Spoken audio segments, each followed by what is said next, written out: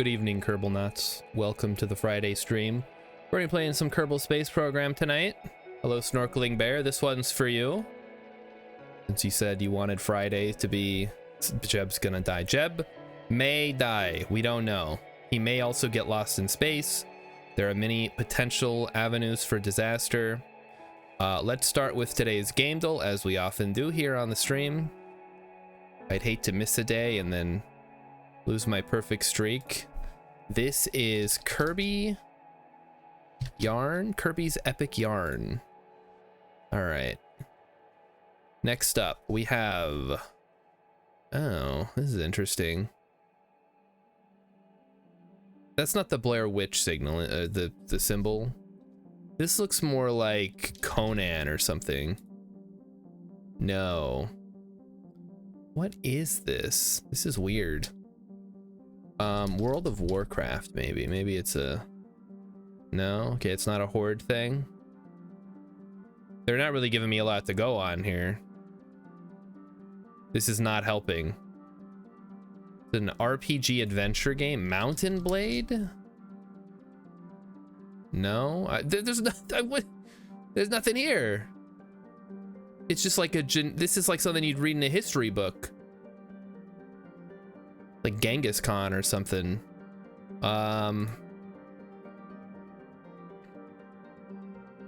Let's see, is there any like, there's like an hourglass, some kind of alchemy set. There's like one of those weird chairs, a sword, this thing. A different, that's like a cavalry sword. What is this, maybe Total War? Which, I don't know, like a medieval, probably. Medieval 2. Oh wait, here we go. Lady, there's Lady Butt. Okay, this is Baldur's Gate 3. Ah, it's The Witcher 2. Dang it. All right. Well, we were getting close, I guess. Dragon Gems Flight Mascot. This is Spyro. But let's start with the first one. Sequel. Okay, Spyro 2, Ripto's Rage. Spyro... Oh, shoot. There's a lot of these. Spyro... Year of the Dragon. There we go. I think that's the third one, right? Whatever happened to Spyro? He never showed up in Smash or anything. Hey, it's not a Nintendo game. On the PlayStation. You guys ever play... There was a PlayStation game called... like Jersey Devil or something, where you played as the Jersey Devil. He's like a little devil. It's basically a 3D platformer like Spyro. He can glide and he collects collectibles and stuff. All right, let's head over to Kerbal Space Program. One of the games of all time, and we are playing it tonight. Snorkeling Bear has Jersey Devil on his Wii. Oh, look at that! Got it on the Wii. How wonderful. Okay, can we upgrade? We cannot afford to upgrade the vehicle assembly building, unfortunately. So let's see what our active missions were, because it's been like a week and a half since we played.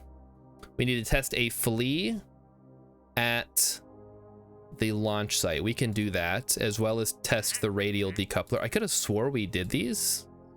But I guess we didn't. Maybe I took them towards the end there. We had like an experimental rocket to test things out. That's just what we've been using. Okay, so what we got? A radial decoupler. Drain this out. It's already drained. Perfect. All right, what do we got to do? Need a flea. We can just slap that on the bottom. There we go. And drain it of solid fuel. Then we need a TT70 radial decoupler, which is this guy right here. I don't really use this one very often. I don't typically need this much spacing. But yeah. Okay, let's go ahead and change this. And then that. And then we don't ever release, because that would be bad. And we will just throw Bill in there, because if we lose Bill, to some kind of horrible accident, I'm not gonna get too hung up about losing Bill. Snorkeling Bear says, just made a few space stations and science farming.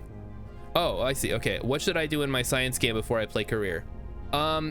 Just like understand efficient shipbuilding, because money is a thing in career mode, and you need to be able to build like relatively cheap and small rockets for your early rockets to get to the Mun and Minmus.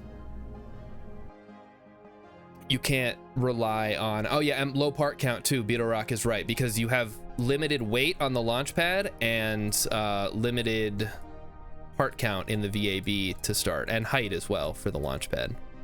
So let's go ahead and, there's one. And that's gonna go flying off and explode for no real good reason. So we got a little bit of money there and some science. Let's go ahead and get Bill back home. Happy Friday to you as well, Beetle Rock. So Emmy is at the state fair today, so me and Kat are on our own. So I had to dress myself, which is why I don't have a spooky Halloween shirt. I don't know where Emmy hides them. Ooh, science data from Space Run on Kerbin. That's an easy one. I mean, these are like kind of garbage, honestly. We don't need money as much as we need other things. Test Rove Max Model S2 at the launch site. Let me try that one. Rove Max model, what do I have to do? Snorkeling Bear says, if you ever do interplanetary in this stream, could I have some tips? Absolutely, yeah. I do interplanetary, at least to Duna and Eve, pretty often in these hard career mode runs. Okay, what do we, the Rove Max, isn't that a, what even is that? Like a structural part? Test Rove Max model S2. The fuck is a Rove Max? The wheels? Oh, it is wheels. Okay. All right, so let's go ahead and pull this off. And we'll just stick a Rove Max on the side here. I don't know exactly what they want us to test, but by Jeb, I'll give it a try. Snorkeling Bear wants to make a space station on every planet / moon sometime. It's good stuff. I love me my space stations, even when I have issues refueling them. All right, we ran the test. Well, that was easy. All right, well, I hope you got the information you guys were looking for, because I feel like that didn't do very much.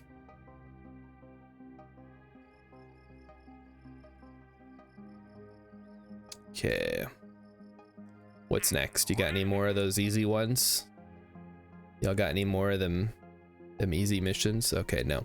So next thing we're gonna do, I guess,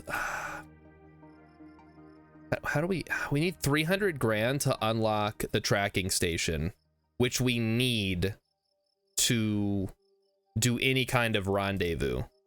Like I can, yeah, basically we need the 300 grand before we can do anything. So I guess we're going out into space. Snorkeling Bear, yeah, once you get the hang of docking, it's pretty straightforward, I found. So let's fix the Excelsior one. This is our standard going into space rocket. So this actually doesn't need to be very large at all. We can simply put a Harrier on the bottom.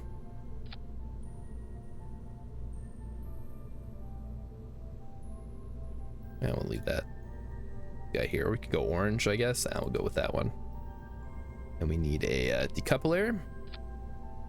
And then just a couple. Oh, we haven't unlocked the bigger ones yet, huh? Just try to make sure that we get the correct amount here, because we don't need that much, but we do need a little bit. We'll go with a swivel for the bottom. And honestly, that should be good. 2,800. And then that should get us up to pretty high, and then, oh, maybe not. Vacuum? Oh, there we go. Okay. Yes, we get 1,500 in a vacuum, which is a lot. Well, we'll give it a, we don't really need to give this a boost, actually. I think this should be fine the way that it is. And then we'll, of course, give it the clamps. Probably can do that a little more efficiently with some symmetry. Okay, so question is, can this get us... Oh, I should take a little science junior up. If I'm gonna do that, let me ditch these and add some other parachutes.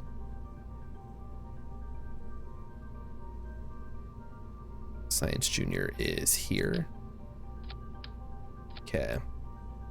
Now that's gonna mess with our delta V, so let me actually adjust our radials. And yeah, I know that's gonna look a little goofy. I'm gonna actually put this here because now that we can EVA, we can just grab the stuff off of the sides as we go. So that should be perfect. So we have enough parachutes, so we should be able to land even with the Science Junior on there. Yeah, we don't need a heat shield. Why do I need a tracking station to do rendezvous? Because I need to be able to lock onto the target so I can cancel out stuff. Otherwise, I'm just like, I'm spitting in the dark here. Put those together. Check this at sea level, so we get 2197. And then by vacuum, that's cutting a little close. We better slap a little bit extra on there. Although, okay, so it's 10,090 with that. I almost think maybe it would be cheaper. How much is a decoupler? 600 versus 5. It's probably cheaper for the fuel tank, honestly. As long as we have thrust to weight above 1, yeah, 1.39 should be okay. That goes 2,400. That'll get us most of the way there, and then we just gotta boost out with the little guy there. Yeah, you can't there without the tracking station. I can do nothing. It's just a gray line. I don't know when I'm intercepting the mun. It's all just one gray line with no conics or nothing. So we do definitely need to get something. We can send Val out to get a star, I think, for this. She should be okay. All right, should be good. Make sure we're not missing anything. Cannot transmit science, that's fine. Make sure we take the monoprop, it's already out. Yes. We have solar panels yet? No, we just have batteries. That's okay. All right, Valentina, here we go. Snorkeling Bear says, in my career game, I'm still upgrading tracking first. It's reasonable, I guess. I tend to just go straight to the mun without it, just because it's not that hard. Okay, we got everything open. You ready, Valentina? I know it's a little dark for a launch, but whatever. We're gonna keep an. This is very important stuff for if you want to fly, I think. So I tend to open all this stuff just so I can see what's going on. Only have 1.09. Oof, that's yucky. And also I goofed this up. I guess it's fine.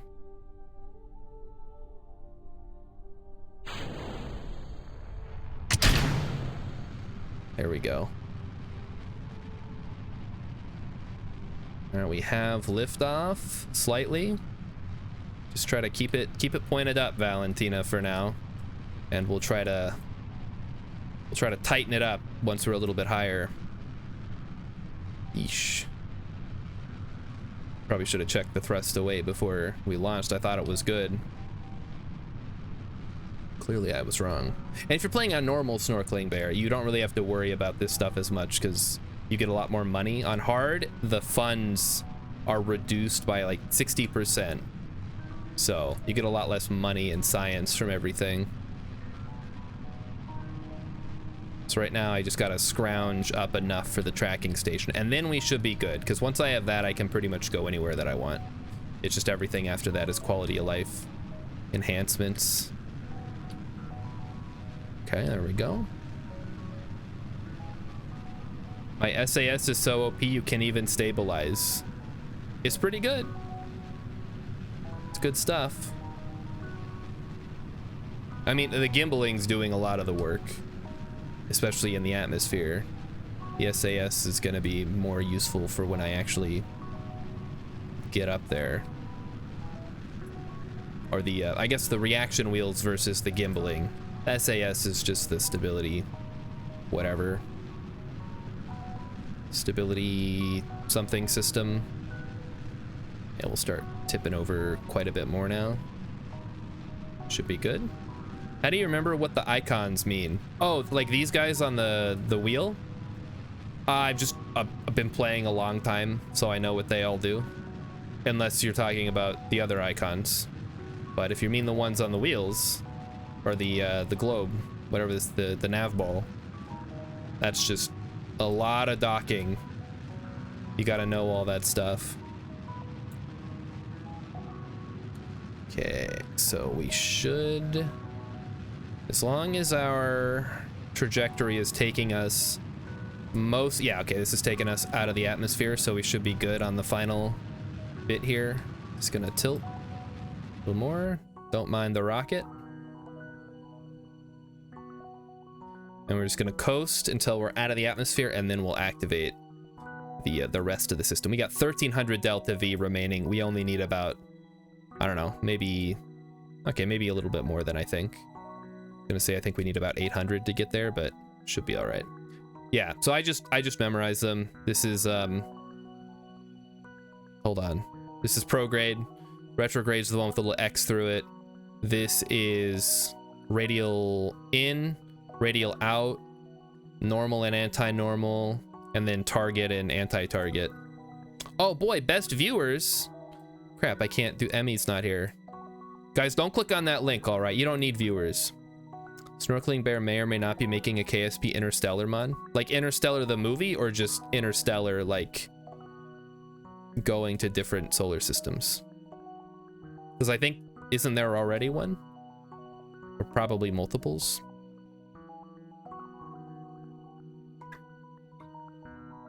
More stars. Oh, okay. That was my big thing with KSP2 that I wanted, that they didn't add because, you know, because of what happened. They shut the studio down. You know, we want to shit on Take-Two for doing that, but also at the same time, it's not like the studio had been putting out great work in the meantime. You can't really blame them too much. 50 more solar systems. And how do we travel between these magical stars? Is there some kind of warp drive, or do we just have to time warp for a very long time at sublight speed? Because either one works for me. Although in the fan fiction we wrote, oh shoot, what was is it like a wormhole or something to send all this stuff to Earth to get to Wolfie Chew? Badass engine. Just the fattest of asses for an engine.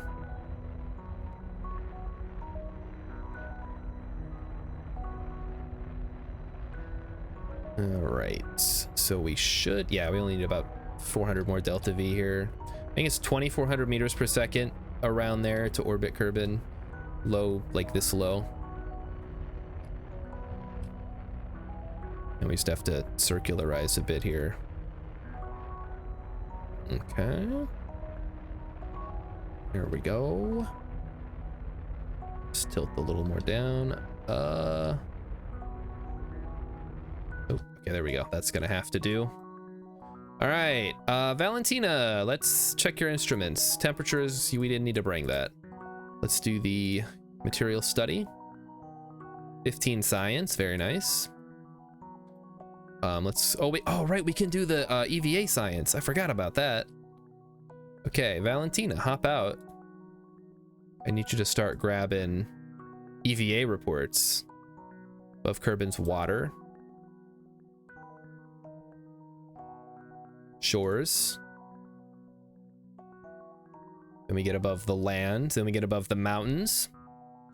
The engine can't be launched off Kerbin because it's vacuum only and too heavy. Ooh. Okay. So space construction is in the bag. I like it. Again, another thing we didn't get in KSP2, orbital construction yards. Look, I'm going to be pushing the Enterprise out from some kind of shipyard around Duna to travel the galaxy. That is what KSP2 should have given us. And instead, it gave us nothing. It gave us, well, I mean, I guess it gave us a slightly buggier version of KSP.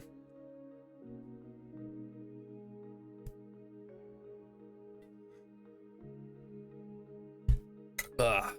Man, how about that Phasmophobia last night, huh, guys? That was a blast. That game's so much fun.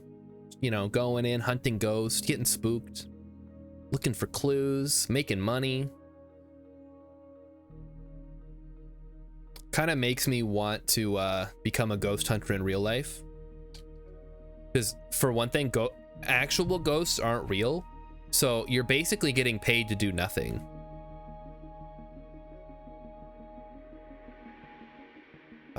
It's kind of like being like a topless maid. You're not really getting paid for cleaning. You're just getting paid to show up and look good. And also, I guess, do a little bit of light cleaning on the side. You can build it from Gilly or solar orbit. Yeah, just any kind of orbital construction that's not what we have in KSP right now would be great. Where you got to move each part individually, and if you screw up, it just breaks everything. I've tried orbital construction in hard career mode, and it is not pretty. It's like emergency use only. All right, so we're gonna get mountains. I guess I should maybe do a little time warp here. Maybe we can get mountains, badlands, maybe. I don't remember where the badlands are. We can definitely get hills or highlands or whatever. Oh, wait a minute. See, right now, like, I cannot track Jasif, that's his name, Jasif. Jasif.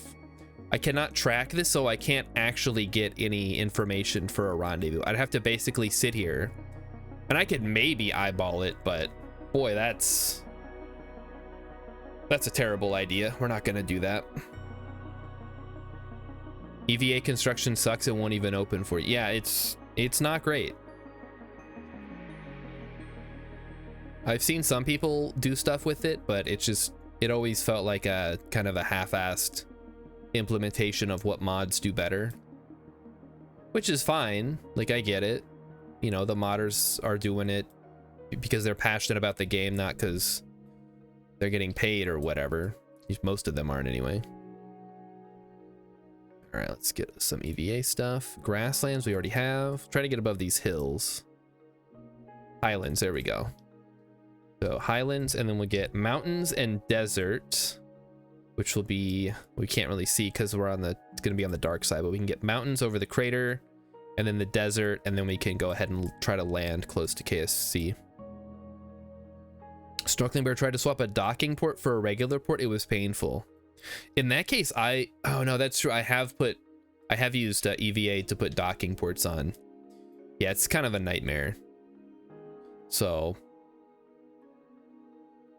honestly, depending on what I'm trying to do, I might just put like a modular docking port or like an attachment, so you can attach a junior to a regular or a regular to a junior or a senior or whatever.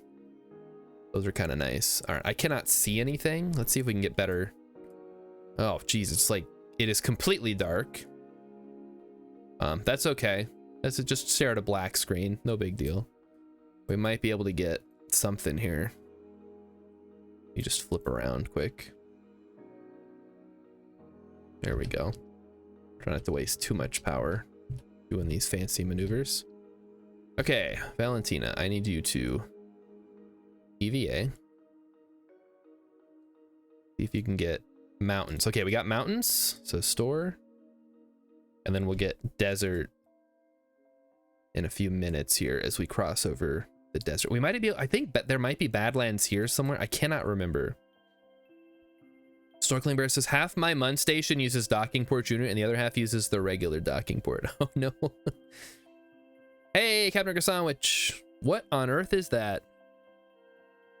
The heck is that emote?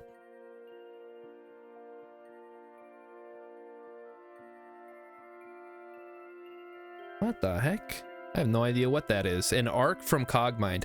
I have Cogmind actually. I think I played it like a few times and I'm like, I'm gonna wait for this to have more done to it, and then I just never got back around to it. Which sounds like something I would do. Buy a game, be like, yeah, this is kind of cool. I'll check back in like a year or two, and then whoops, where's the time gone? Now I'm playing Kerbal Space Program, a 15-year-old game that, not 15, is it? It's not 15. When did this come out? 2013? It's like 10 years old. Oh yeah, there's the desert airfield. Right, we could launch from there at some point. I think we have to unlock something before we can do that though. All right, grab another EVA report from the desert, and we should be good. So we'll wait until we're over the, this isn't a gulf, it's like, it has a name, I'm sure somewhere. We'll just burn here and try to land in the water splashdown close to KSC. It's a good game. I follow the dev and am decently active in the community for, oh, that's fun. I wish I was active in a gaming community, but I switch games so often, I don't tend to get invested too much in each individual community. Like, I'll jump in for a little bit while I'm playing and be like, hey, how do I do this? This is interesting, tell me more. And then like a week later, I'm out. All right, so the first engine in the mod has the base of the diameter of the biggest fuel tank, and its bell goes to 5 times that. Holy moly. That's like some of the stuff they were showing in the preview art for KSP2 then, huh? Like the metallic hydrogen engines they were talking about that they never did, because fuck them. Truly stealing joy from an entire generation of gamers. That's okay, we can talk about it. I don't care. I'm not like those other people that are like, guys, can we just please stop talking about KSP2? I want people to talk about it. We should never let everybody on that dev team, if they find more work, I'm not saying harass them, but like be very wary of their future work. Be like, oh, are you the guy that worked on KSP2? Yeah, I'm out. Not buying that. You're just trying to remake KSP2. I mean, at that point, why even go for a mod? You just try to make your own game. That'd be like super cool. If you've got the programming knowledge or whatever, and the art skills and stuff. Just call it Gerbil Space Program, and you send little gerbils into space instead of Kerbals. But everything is essentially the same. What are they gonna do?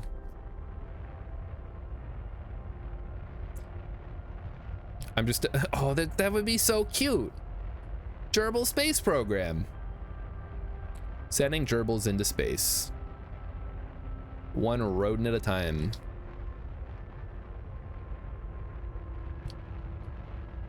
And they'd have cute little names.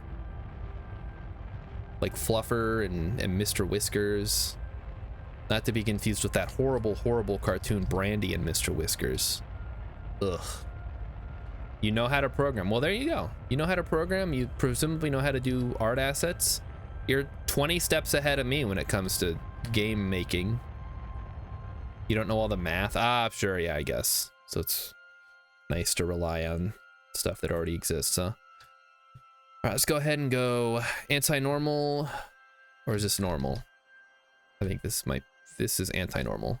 Doesn't really matter, all things considered. We just want to point in the direction so we're not gonna accidentally encounter our lower half as we decouple here. We should be good to decouple. Then we will point our butt retrograde, and we will let gravity do the rest. Could ask your physics teacher. Yeah, all the underlying physics for this game are like probably way too complicated for me. But I guess, you know, there's probably a lot of documentation out there when it comes to astrophysics and all that stuff. Or ChatGPT. ChatGPT, help me design a game like Kerbal Space Program. Okay, here's what I found. First, make the game. Thanks, ChatGPT.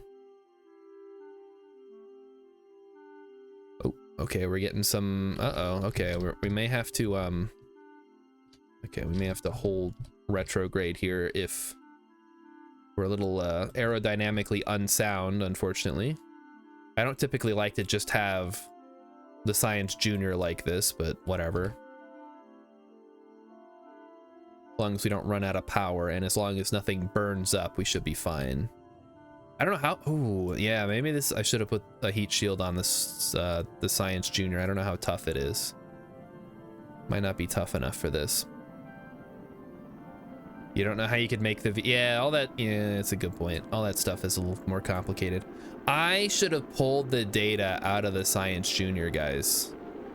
Oh no, this thing's probably gonna pop here. I hope we're not coming in too hot. Yeah, how hot is this gonna get? Whoa. Okay, we're out of power. We are now coming in face first, but at least the Science Junior is no longer. Oh wait, that's actually really bad. Pull up, pull up, pull up. Spin, spin, spin. That's really bad, actually. Oh, okay, well, now we can at least go the proper way. Yeah, I should have pulled the data out of the dang Science Junior. We could have got all that.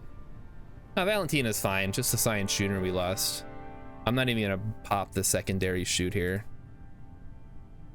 That's too bad. Yeah, Valentina was always gonna be fine. I wasn't worried about Valentina. I was worried about my Science Junior. Yeah, I should have put a heat shield on. That's okay. We'll do it for the next next one here. Put a little extra oomph in the tanks.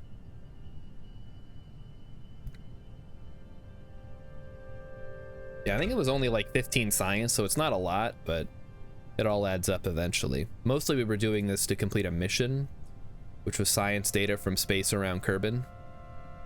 And at some point we need to go back to the Mun and get in like a really good orbit so I can actually get some EVA reports, even if we're not doing the rendezvous right away. How much? I should see how much we get from that. Maybe we can do that next. We did get a lot of science from the EVA reports, I bet. We'll have to see when Valentina gets back. Oh, we're really far away. We're in the middle of the ocean. Whoops. All right, we should be good now. We have the backup chutes. If we're not, I think as long as we're below. I think the capsule can survive like 12 meters per second. Some of the more fragile parts require you to be going a lot slower though.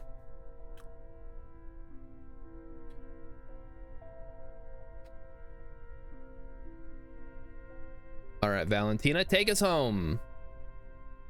Coding drag makes me go insane. Yeah, ugh. There's a lot of intricacies. I wouldn't want to do something like this. Or like make something like that for a game. Like anything physics-based, I don't think I'd want to mess with. All my ideas for games are more like spreadsheet-esque, where it's just comparing numbers and like RNG, like tactical stuff. You're moving units around and attacking other units, and it's all, there's no real collision or anything. Time to kill all the atmospheres. So like EVE Online. Well, no, because EVE Online, I don't know if EVE Online has any physics actually, but no. I know the joke is that EVE Online is just a big spreadsheet simulator, which is, I've never played it. I guess I feel like it's too late to jump in at this point, even if I was gonna enjoy the game. Plus, I stream, so what would I just stream EVE Online all the time? Which played it years ago. I feel like if you haven't played it now, it's too late to start. All the people that are still playing it are trapped, but the rest of us can avoid having the same problem.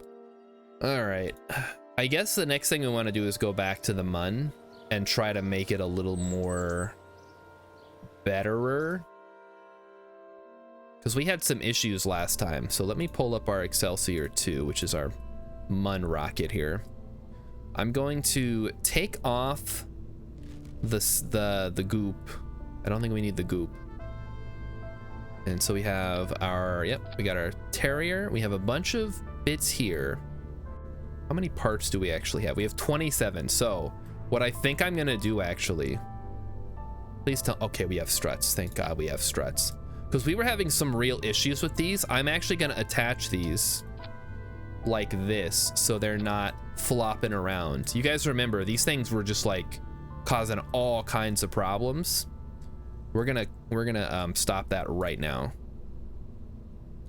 And we turned this into a swivel, right? Yes.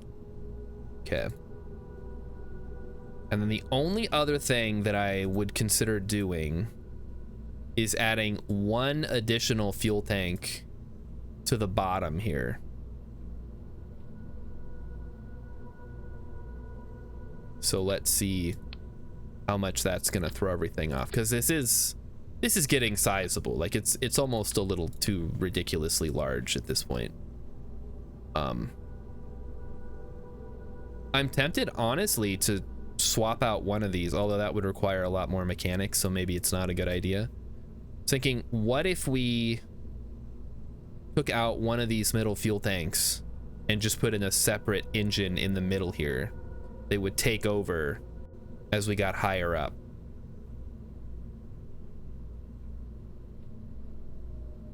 So basically we would do this, and we'd have to find out exactly where we'd want it to go. But we could probably do a Reliant actually, because once we're high enough, the SA, or not the SAS, but the oops, I did that wrong. Should go engine plus decoupler like that.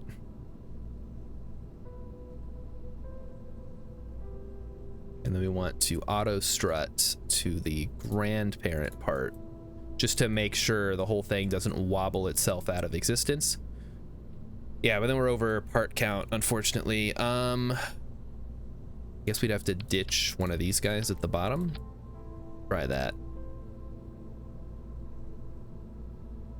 Grandparent part, yes.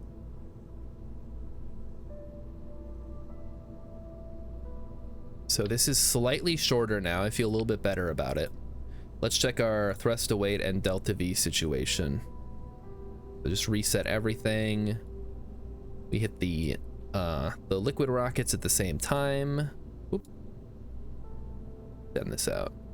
Okay, so we still have the 1.23, and this is at altitude, right? Yes. This needs to turn off at the same time. So we launch, we decouple, then we decouple and switch to, wait, what? Hold on. Is this right?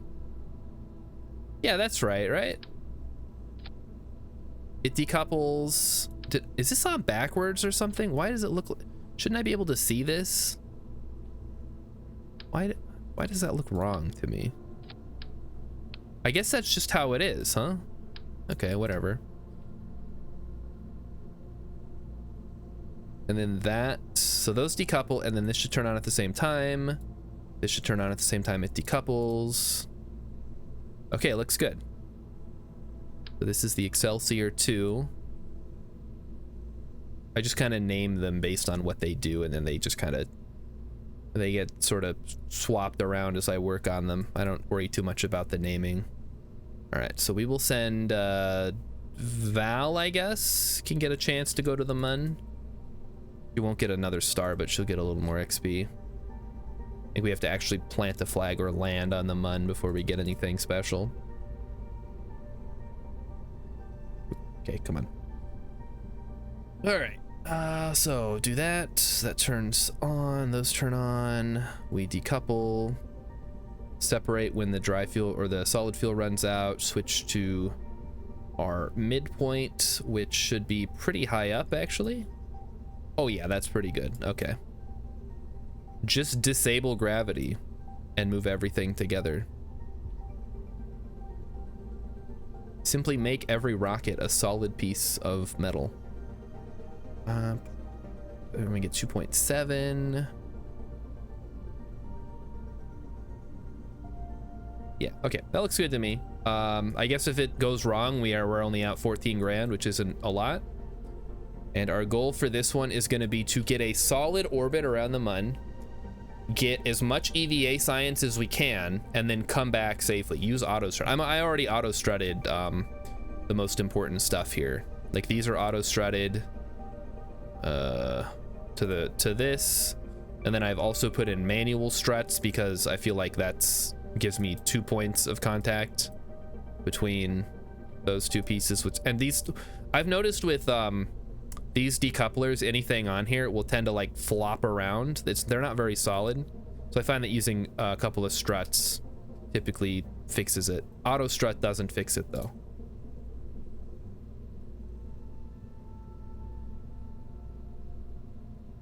Okay, Val, let's do this. Different game. No, we're not gonna get anything from a different game here. Is that, wait, what? Hold on. Where am I seeing this? No, it's not anywhere. I don't know why that, oh, there it is. Oh, I see. Okay, it's under the save for some reason. All right, well, Val, I hope this works. This is a very expensive piece of machinery, and I need you to not blow it up. So, how about we do that? We're getting a little bit of weirdness, it looks like, or maybe not. Check everything. We have the ablator. Everything is go. All right, here we go. Cross your fingers, everybody. Woo! Woo! Woo! We are going into space today. Everything looks very solid. I'm liking the new struts. Everything's holding together very well. We're at a nice 90 degrees, so we shouldn't have any issues getting our trip to the Mun spot on, equatorially speaking. We're not spinning. There's no shenanigans happening. That's good, because the SRBs are not wobbling, which tends to be what causes that. There might be a little bit of wobble, but it's otherwise holding steady here. All right, it's almost time for the release of the SRBs. I will keep my thrust away below 2 just to be safe. We don't want to over accelerate in the low atmosphere. Yeah, we're starting to get atmospheric effects, so let's slow it down a little bit. Okay, and then SRBs are almost out of juice. So we'll go ahead and do that, and then full throttle, let them explode behind us, Kerbal style. My favorite way to do it. It wouldn't be a proper launch without some fireworks. Snorkeling Bear wants to know if I think Starbound Horizons would be a good name for the game. Well, you have one problem with that. Starbound already exists, so you may run into some trademark issues there. I don't know, what, like, is that the feeling you want to evoke? I guess if you're saying you want to do interstellar travel, yeah, Starbound Horizons makes sense, although it makes me think of a couple of other games that, Horizon Zero Dawn, and then of course Starbound. Starbound, of course, the terrible Terraria clone that used like child labor to make the game. You want it to be like what KSP2 promised us. I don't know. I think you should spend some time, like maybe start working on the game a little bit and then think of names later as things come together. Maybe something will come to you. As fun as it is to come up with like a catchy name off the bat, I think these things kind of come to you. I don't know if when Harvester was the one who made KSP, right? If he like came up with the name first or came up with the gameplay, but I know hasn't he talked about how when him and his brother used to like throw little green army men, they'd strap him to not bottle rockets, but like the little like, you know, toy rockets, model rockets, and launch them up. Untitled KSP clone, there you go. I mean, you could probably just call it that. People would at least know what you're talking about. Okay, we're getting a little fancy here with our stuff. We should probably tone it down a little bit more so we're not way overshooting. Okay, we're way overshooting, guys. That's fine. Untitled space game. Captain Sandwich says child labor seems a bit of an extreme take, but it was death, still exploitation. I ain't gonna deny that. What, wasn't it literally kids that were not being paid for their work that they like put towards the game? I don't know the full story, and I can't, like, I think I heard about it at one point. Maybe Captain Sandwich, you have more information about it. If Rilip was here, he could just Google it for me and post in the chat GPT explanation. Or no, what is it called? Google has Gemini, which is a terrible, terrible name for an AI. But I guess they had to call it something. They didn't want to call it Skynet, for what I hope are obvious reasons. Gemini is perfect for a Google AI. It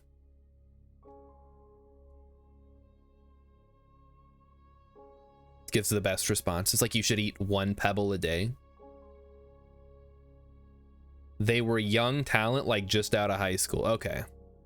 So not literal children. I always assumed it was like 14-year-olds and stuff. Like people who were really passionate about games and just wanted to be a part of the community. But sure, I guess if they just graduated and they're like, oh, I can help out with this project. It told you smoking was healthy, Snorkeling Bear. I mean, I'm sure you could find a doctor that would be willing to tell you smoking is healthy. During pregnancy, uh-oh. Yeah, probably not during pregnancy. Well, you know, it's probably fine for you. I don't know about the baby. It's gonna come out looking like Rilip.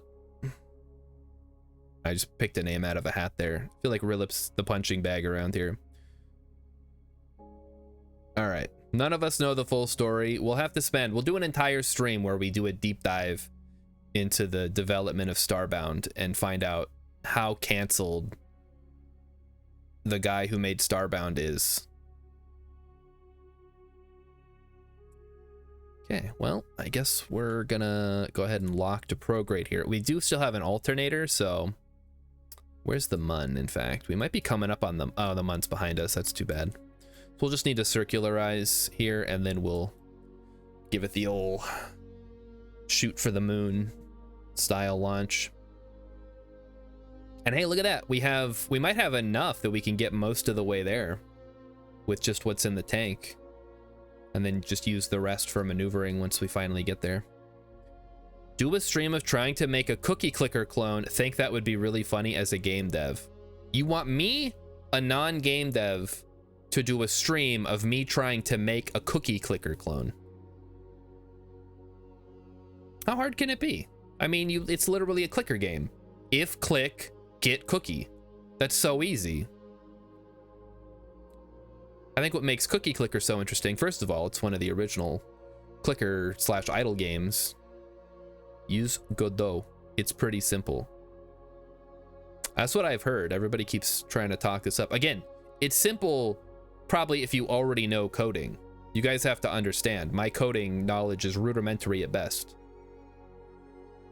And every time I try to learn, it always starts me off at like, here's how to make the computer say hello world. And I'm like, okay, now what? All right, that concludes the course. Good luck in your programming journey. Like, oh, thanks. There's upgrades and stuff. I mean, that just changes the modifier on the click. So if click, get 1 cookie multiplied by whatever upgrades you have, etc., etc. That's just math. It's just basic math.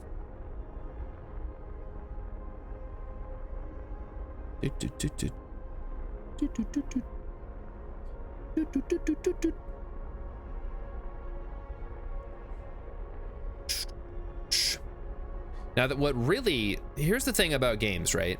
I could probably make a cookie clicker clone that's terrible, but at least it is functional. The thing is, a game is more than just its code. It also has like graphics, typically, except for that horrible game Rilip made us play that was literally just text.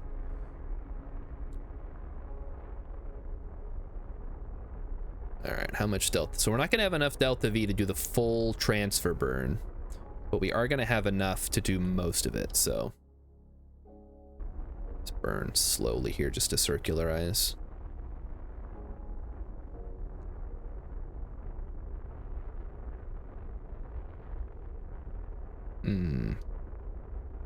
Still not quite circularized yet. That's okay. It's not a big deal. It would be nice if I had time to apoapsis, but sadly we don't have access to that yet. Am I winning? I am winning. Thanks for asking. Well, I mean, you know, you don't really win KSP. You just do a little better each time. Not that kind of game. I'm not. Hey, listen. What the hell is Grizegerbizki's username? I tried to pronounce it last time and I could not get it. I kind of just start at the beginning and then skip to the end and hope that I get most of it. Looks Polish or like one of those languages over there in Eastern Europe. It's got the ski at the end. It says well, actually no, wait. Siki? How do you remember to type that in? That's got so many consonants. That's got to be tough. All right, hold on, I got to reset the music. I didn't realize it was so short. Let's just do this one again. It's 2 hours. That'll get us through the rest of the night, I think. You're just smart like that? Good call. Mine is very memorable and rememberable. Star Shard 0. From the hit Nintendo 64 game Kirby and the Crystal Shards, but Crystal sounded too girly, so I went with Star instead, which maybe is also a little too girly, but that's okay.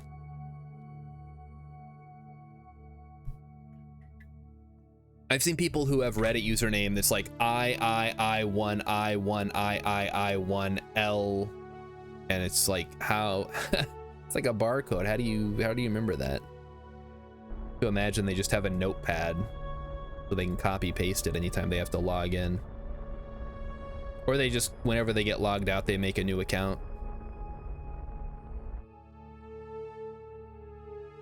And, well, you have to understand, I made this username 20 plus years ago, so you know, it's a different time today. A guy can wear Pink Kitty headphones and not be made fun of, or be made fun of, but I don't care because I'm an adult. Rilip likes my orbit. Nice orbit, babe. Does that orbit go all the way around?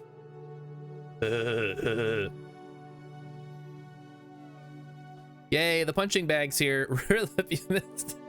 Rilip, can you I need you to Google something. Can you Google the Starbound child labor controversy? Thank you. Pink Kitty headphones bought at 80% discount, huh? I don't know how much these ones were. I think they were like maybe $20, $25. They were originally Emmys, but I took them because I needed headphones to stream and they just kind of stuck. People thought it was funny, or they didn't, and then I don't want them in the stream anyway because they probably suck.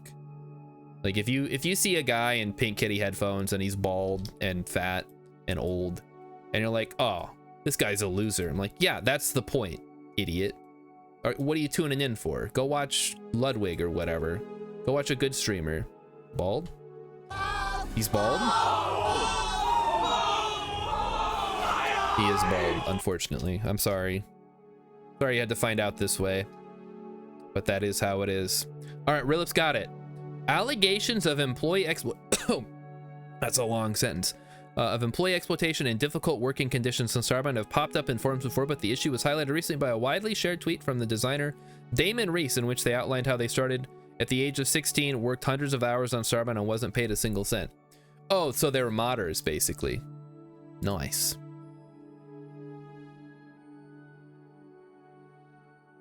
I would simply not work on a game if I wasn't being paid. Mostly because I won't do anything unless I'm being paid, or I enjoy it. And even if I'm being paid, I probably still won't do it. Yeah, they got paid in exposure. Well, I hope nobody exposed themselves to the miners, but if they did, that's just, it's gonna get them ready for a career in game development if they go work at Blizzard or whatever other studio, Riot. Exposure to your mom. Oh, that's good. You know who else likes exposure? My mom. I don't think I have it on this soundboard, but on the Discord soundboard, we do have Muscle Man saying my mom. If anybody ever wants to use it, and you have Nitro. Discord is Nitro. Twitch is Turbo. They're very similar, and they both evoke automotive stuff. So we're just waiting for the mun to peek around the horizon here, and then we're gonna start our burn. And we need to burn 866, so 747. We burn the whole thing, and then we burn like an extra 100. Should be good. So we'll be down to like 1950 on the second one here. All right, there it is. So let's start the burn. And yes, this will result in us leaving some space debris. I'm not too worried about it. They can send up a rocket and blow it up. A guided missile. Here we go.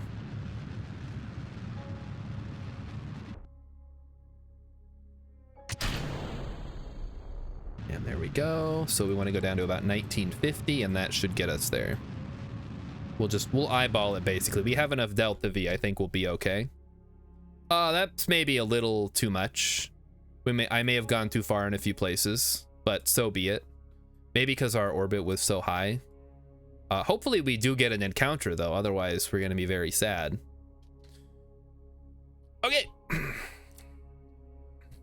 So thank you, Rilip, for looking that up for us. I hope that clears everything up. Wait, oh, I'm hitting N. I need M for the map. Yeah, I did a little rounding error there. Well, it was 744? Yeah, okay, I overshot it a little bit. That's okay. Because we need to get to 860, I think. I'll get one eventually, probably faster than Boeing can get astronauts back from the ISS. Ooh, Boeing kill shot. Oh, that'll show that multi-billion-dollar corporation. They can't even get the astronauts back from the space station. How embarrassing. As their CEO goes to cry and do his money bet at night. They're $1.6 billion down. Yeah, but no, they're not $1.6 billion down. The shareholders are $1.6 billion down. Boeing's doing just fine, probably. Boeing's paying the assassin. Oh man, they got to pay him overtime. Everybody's posting negative articles. They're trying to get Agent 47. But he's too busy. I don't know. Whatever. What do you do in that Hitman game? Just hitting people. Being goofy. All right, chat. I'm gonna say a game, and I want to know how many of you have heard of this as internet denizens, because we're gonna talk about this for the next 5 to 8 minutes. Yandere Simulator. Show of hands, who knows about Yandere Simulator? Never heard of it. Okay, all right. So there's one nay. Guys, don't make me the weird one here, please. Oh god. Okay, Snorkeling Bear knows it. Not Yandere Sim. No, we're not gonna play it or anything. I just want to talk about it because it's funny. Bishamoto knows both those words but never heard of it as a game. Oh no, the dev is horrible. Yes, that's why I wanted to talk about it. Speaking of bad devs behaving badly. Yeah, I think we're gonna get an encounter here. We're gonna get an encounter at Mun Point. Or we're not. I guess I don't know for sure. It might be a bad. Oh no. Oh, it's perfect. Okay, well, it's not perfect. It's not super close. But we can at least try to circularize here. Is this like a weeb thing? Yes, it is a weeb thing. It's retrograde. That's okay. It's fine if it's retrograde. We'll figure it out. It's at least equatorial, which is what I wanted. Look at that that is beautiful. Look at how flat that is. We're like right over the equator here. Yeah, I don't care if it's equatorial because we're not trying to land or anything. We're just trying to get an orbit, and then get some EVA data. I can easily flip it. I don't need to, I'm not gonna try to flip it. Even with all this extra delta V, I'm saving that up. Yeah, I'm not landing. It doesn't, we didn't bring a lander. We're just trying to get orbital spacewalk near the Mun, and then while I'm down there, I'm gonna get as much science from the equator as possible from EVA.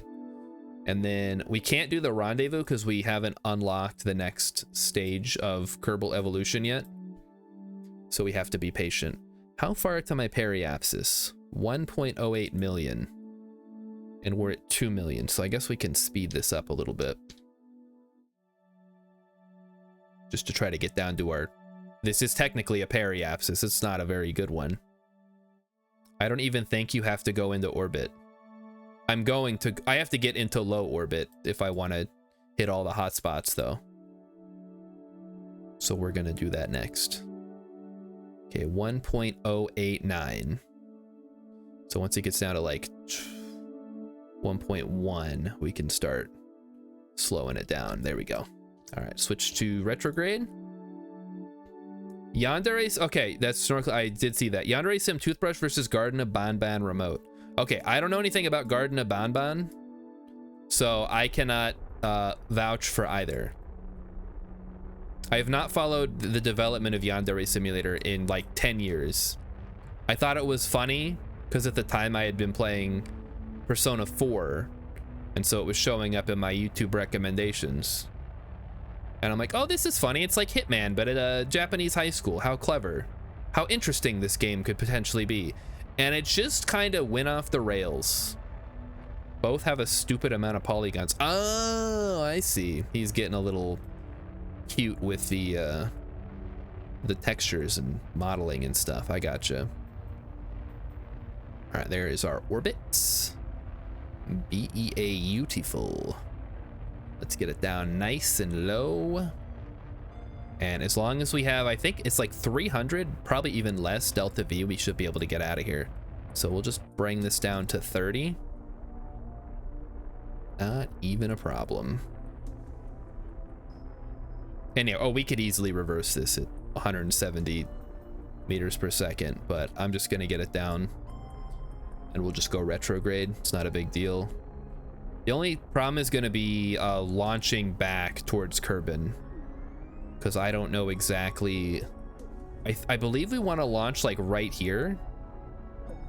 It's been a while since I had to do a retrograde return. Least optimized model. I mean, that is there's certainly something to be said for having very well detailed models in your game. What happens if you get a 0 meters per second on your orbit? You stop and will just fall straight. I don't think you can get a 0 actually. I mean, maybe you can get a 0 briefly, but then gravity will take over. So we're just watching our periapsis. If you guys don't know what I'm watching, like normally we would have the marker here once we've unlocked it, but right now the closest thing I get is this little guy here. Which I feel like if I can see this, I should be able to see it on here, but whatever. Okay, so I think 30 should be good. Close enough, 31, we'll take it. So the only thing wrong with a retrograde orbit is it makes it more expensive to land. Bishimoto says if you tune your engine to a thrust to weight ratio of exactly 1, you could theoretically hover at 0 orbital speed. Interesting. But the problem with that is as you burn fuel, your thrust to weight changes, right? You want to know how retrograde makes it harder? Because the Mun is rotating. So if you're going against it, it costs more delta V to be able to land without having too much velocity. It's not a lot harder on the Mun or on Minmus, but it's just that a little bit of extra efficiency that you would get from having a prograde. Also, when you take off, you get a boost if you're going prograde versus going retrograde.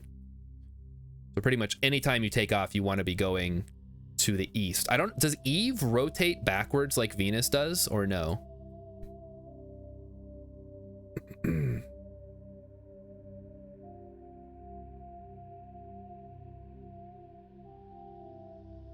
I don't think it does. I don't know why it would. All right, so let's get it nice and close. And we can get our close by data from the mud. You don't think Eve models if that feature of Venus? Yeah, that's probably for the best. Honestly, it's already hard to land on and even harder to get off of. Well, easy to land on. Unless you are stupid like me and bring an inflatable heat shield that flips around and turns into an umbrella whenever you try to land. Because fuck Eve, I guess. Or fuck me in particular for trying to land on Eve. What's that? You want to land? You're using the heat shield as it was intended? Whoops. You've gone from lawn dart to umbrella.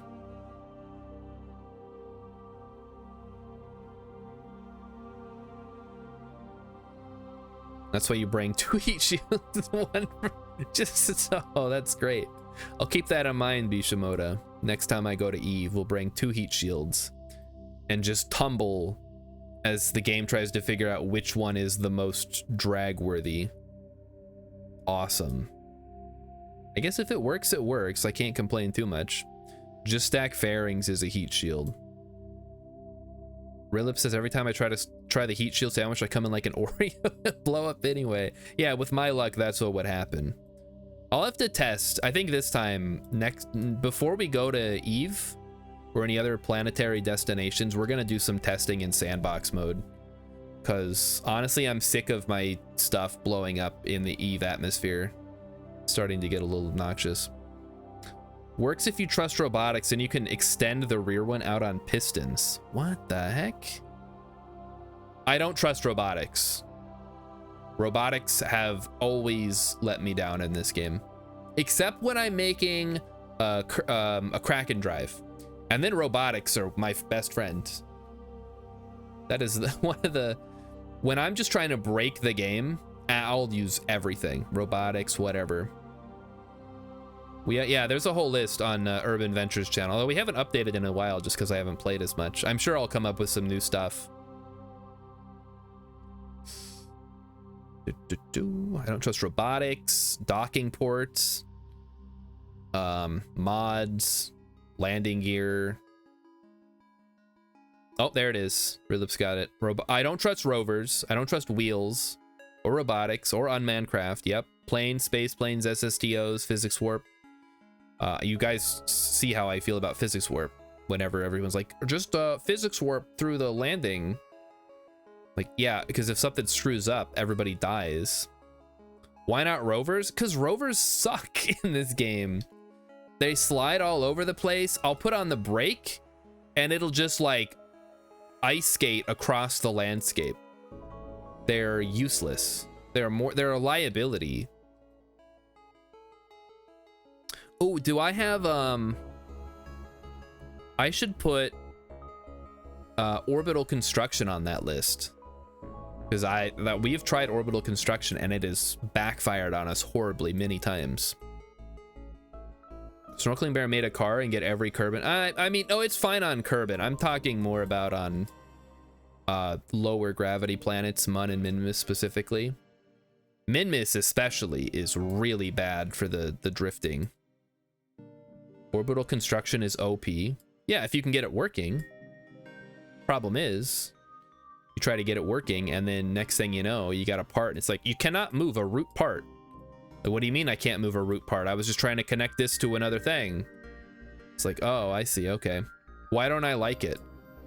Because I cannot quick save or quick load. So if I screw something up, I'm cooked. Everything has to work right off the bat. Otherwise, something's gonna break. And then I don't get a do-over like most people do when you can revert.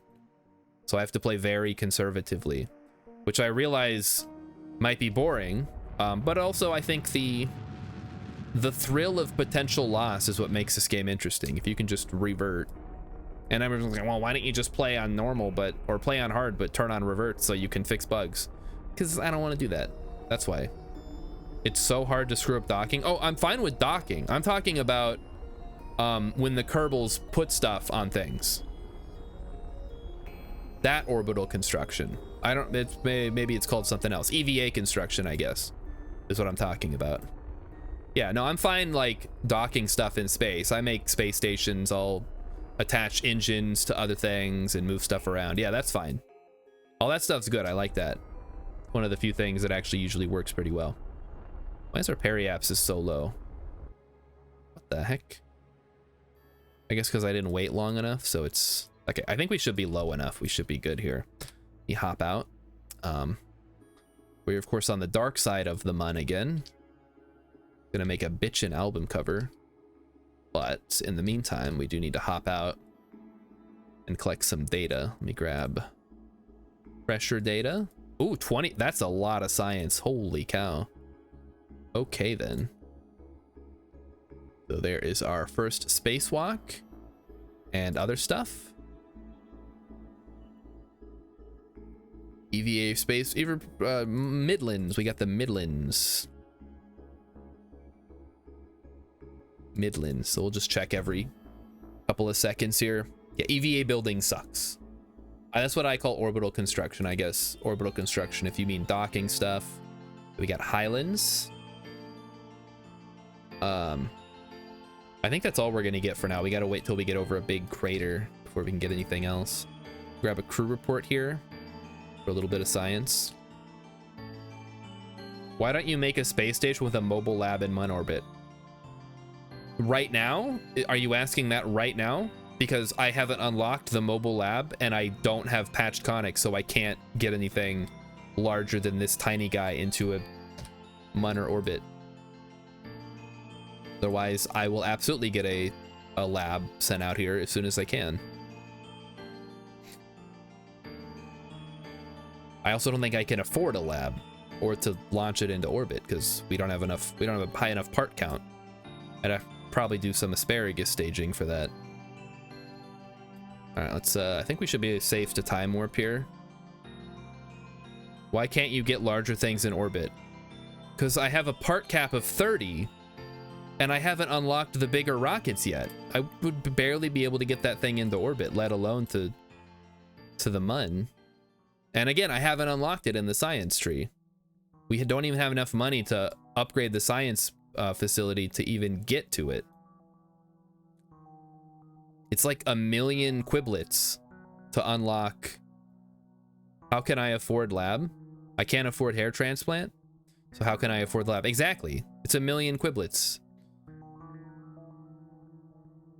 Asparagus staging. Okay, I only have 30 parts. I don't have I haven't unlocked the part. What difference does it make? You can say whatever you want. I know how to do it. I don't have the parts to do it yet. Okay, we got the Northwest Crater. Now we're gonna hit the, what do we got? This one over here. That's the East Crater, I think. The West Crater or the something crater. Then we have the Far Side Crater with the canyons, which we can grab. If you have just a lab and docking port, it's super easy to launch. Literally 20 parts. Well, I don't have the docking port or the lab, so I still can't do it. Plus, I'd have to put solar panels on there. I'd have to send up a scientist, which I can't afford, and I only have the one. It's a lot of moving parts. It's not... Hard mode is hard, guys. Or at least it's... There's a lot more resource draining. Wait, this is the Far Side Crater? What the heck? Are you sure? What's this one, then? Because this is not on the far side. This is like on the something side. Send a probe into the sun for science. Do you actually get science for that? I don't think I have a probe that would have enough control. I guess if I set up the intercept early on, maybe I would. I was trying to get the canyons here. We should be going right over top of them. See.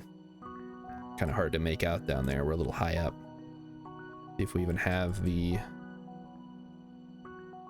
Oh, we're high over the Mun right now. Okay, so we're not even close enough. We're gonna have to lower our orbit when we get back to periapsis.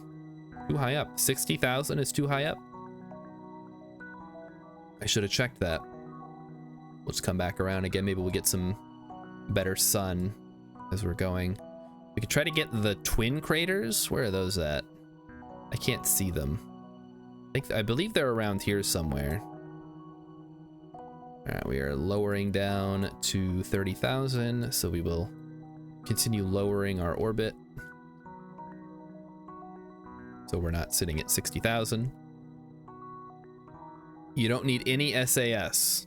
Oh, you can get science from low solar orbit, but not any closer because it explodes.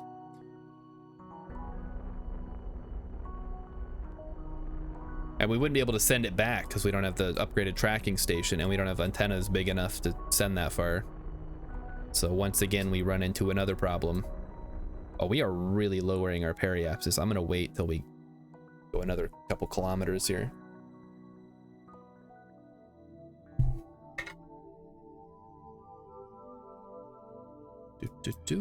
Oh, we can target the MUN, I guess. We can also target that, although we can't do anything with that information, unfortunately. As long as you're above 10, you're fine. Yeah, but I mean, I'm gonna only time warp up to 4x time, or whatever this one is, 50 times. I just like to have a nice, consistent circular orbit. Is 10 really, like, I think there's a theoretical lowest you could do where you're like just skimming the surface, just barely. I want to say I saw somebody do it on YouTube, and then they tried to like have the Kerbal jump up and like grab the station or something like that. Or you could like stand on the surface and watch as it like zoomed right over top of you. It looked really fun. For low orbit, snorkeling bear does 7 kilometers. Wow. That is very low.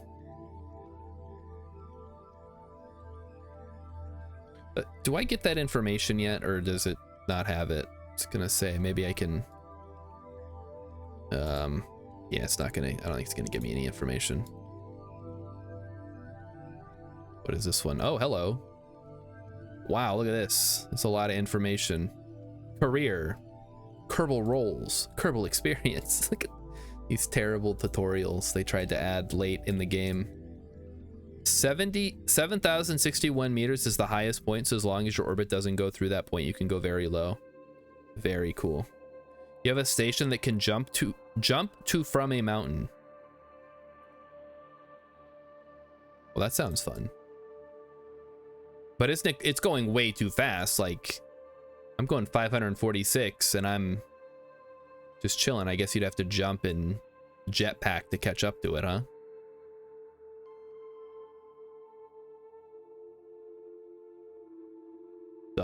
Some Outer Wilds style shenanigans. You could definitely, I think, go from Minmus to Kerbin with an EVA or with a jetpack. You just get absolutely slammed by an 800 meters per second space station. Would the physics even register on that? I feel like they wouldn't. It's kind of like when you try to slam two things into each other going opposite directions. They're just going too fast for the physics to even register. All right, I think we can go ahead and start dropping our apoapsis again.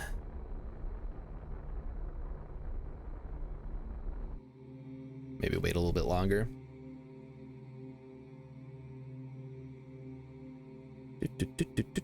Did Mighty Stoosh say when he was going to be back? Did he say Sunday?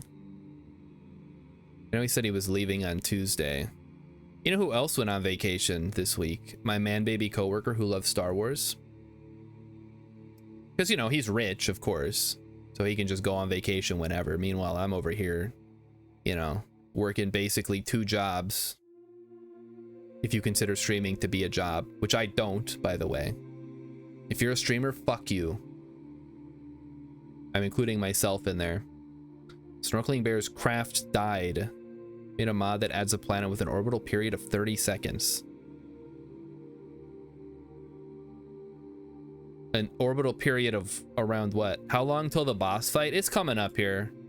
But probably a couple of weeks, possibly months, depending on how long it takes me to get to Eve.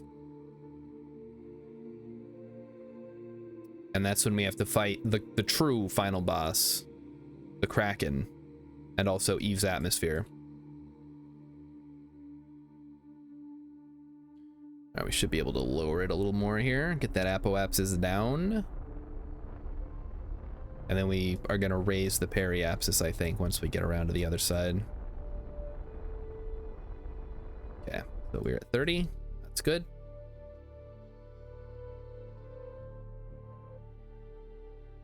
All right, let's loop it around.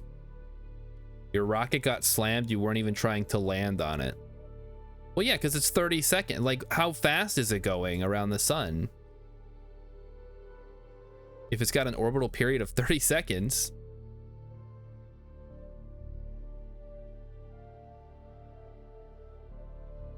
All right. We should be able to get the canyons now, which I will happily do. Oh, wow.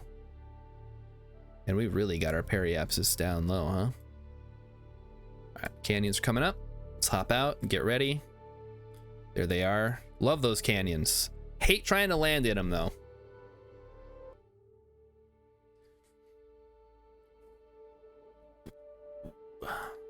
You ready, Valentina? Gonna get this last bit of science here from the canyons, and then I think maybe it's the East Far Side crater or something, and then try to get the twin craters, but I don't know that I'm gonna be able to get those. I mean, we have enough Delta V, we probably could. Heck, we have enough Delta V, we could probably land and take off from the Mun, but without landing legs, I don't trust this thing to be able to actually land, so I'm not gonna risk it. You can land on the bell, sure, but well, you're really trusting the reaction wheels to hold you up, and then if you get out, it turns them off, and it's a whole thing. And there've definitely been times when I've landed my rocket and then it falls over, and I gotta do some shenanigans to try to get it upright again. Usually just involves me sending a rescue mission, which I don't want to do right now. All right, get the EVA report from the canyons. Nice. Store the data. Let's grab this stuff too, just in case these burn off, which they could potentially do. Kind of like our poor Science Junior earlier.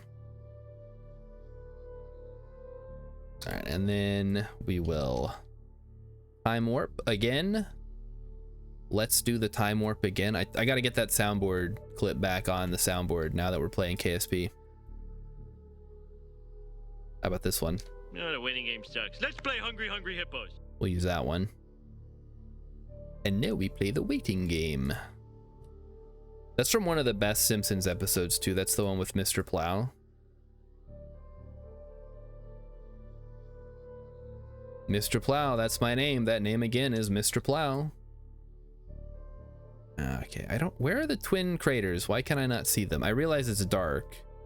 Oh, there they are. It's like one right there. You can barely make them out. All right, we'll go around one more time. And then, so normally I would launch going this way. I think we need to launch going from this quadrant here if we're going retrograde.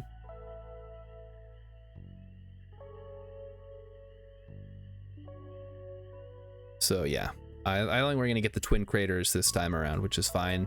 We've been here long enough. It's been almost a whole day, almost a day and a half. It's been a day and a half since we started the mission, so might as well send Valentina back.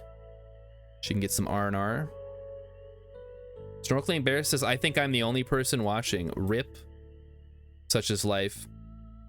Yeah, I don't have maneuver nodes yet, Rilip. It's been a bit of a problem. That's just how early game hard mode KSP is, though. You get no maneuver nodes.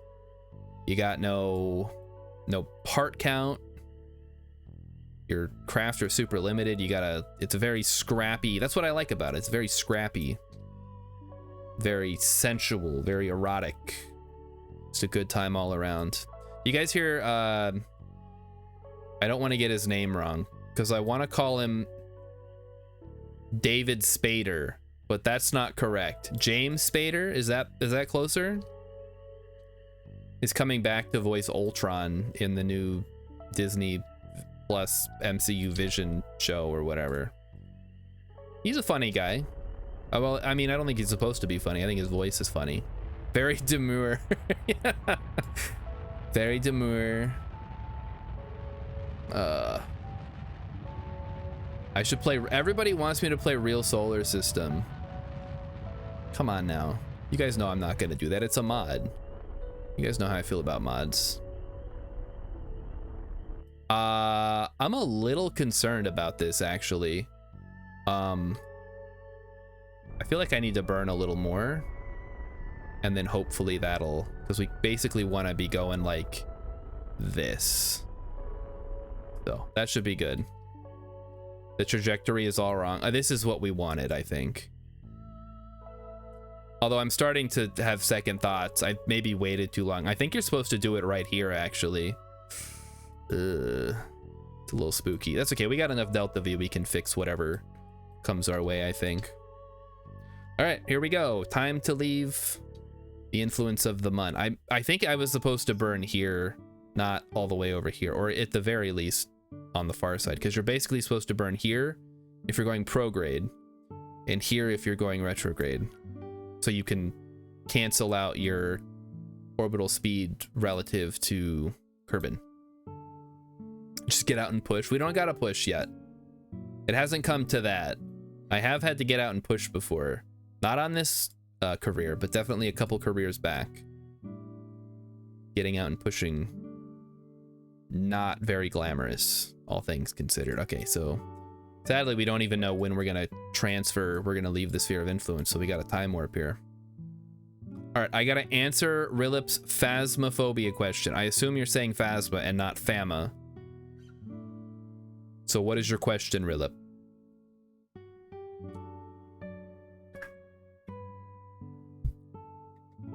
When are we playing again? Next Thursday, probably. Unless you want to play tomorrow, in which case we absolutely can. There's a piece of equipment I haven't seen you use and I don't know how to use it. The tier 3 is 2 microphones on a stand. That's the sound sensor. I've never found a real use for it. If I hit use, the microphone moves around. It basically, I believe it's useful for like trying to triangulate where the ghost is in some of the larger maps. You basically set it up and it'll tell you if there is sound in like a certain radius around it. I think it can also go directional, like it can aim a long way in one direction, or it can be a circle. Like I said, I don't use it because it doesn't really come up very often. Usually you can figure out where the ghost is pretty quick. But if you're playing on the high school or the prison maybe, or the asylum, it can be useful. Yeah, please stop picking it up. It's not useful.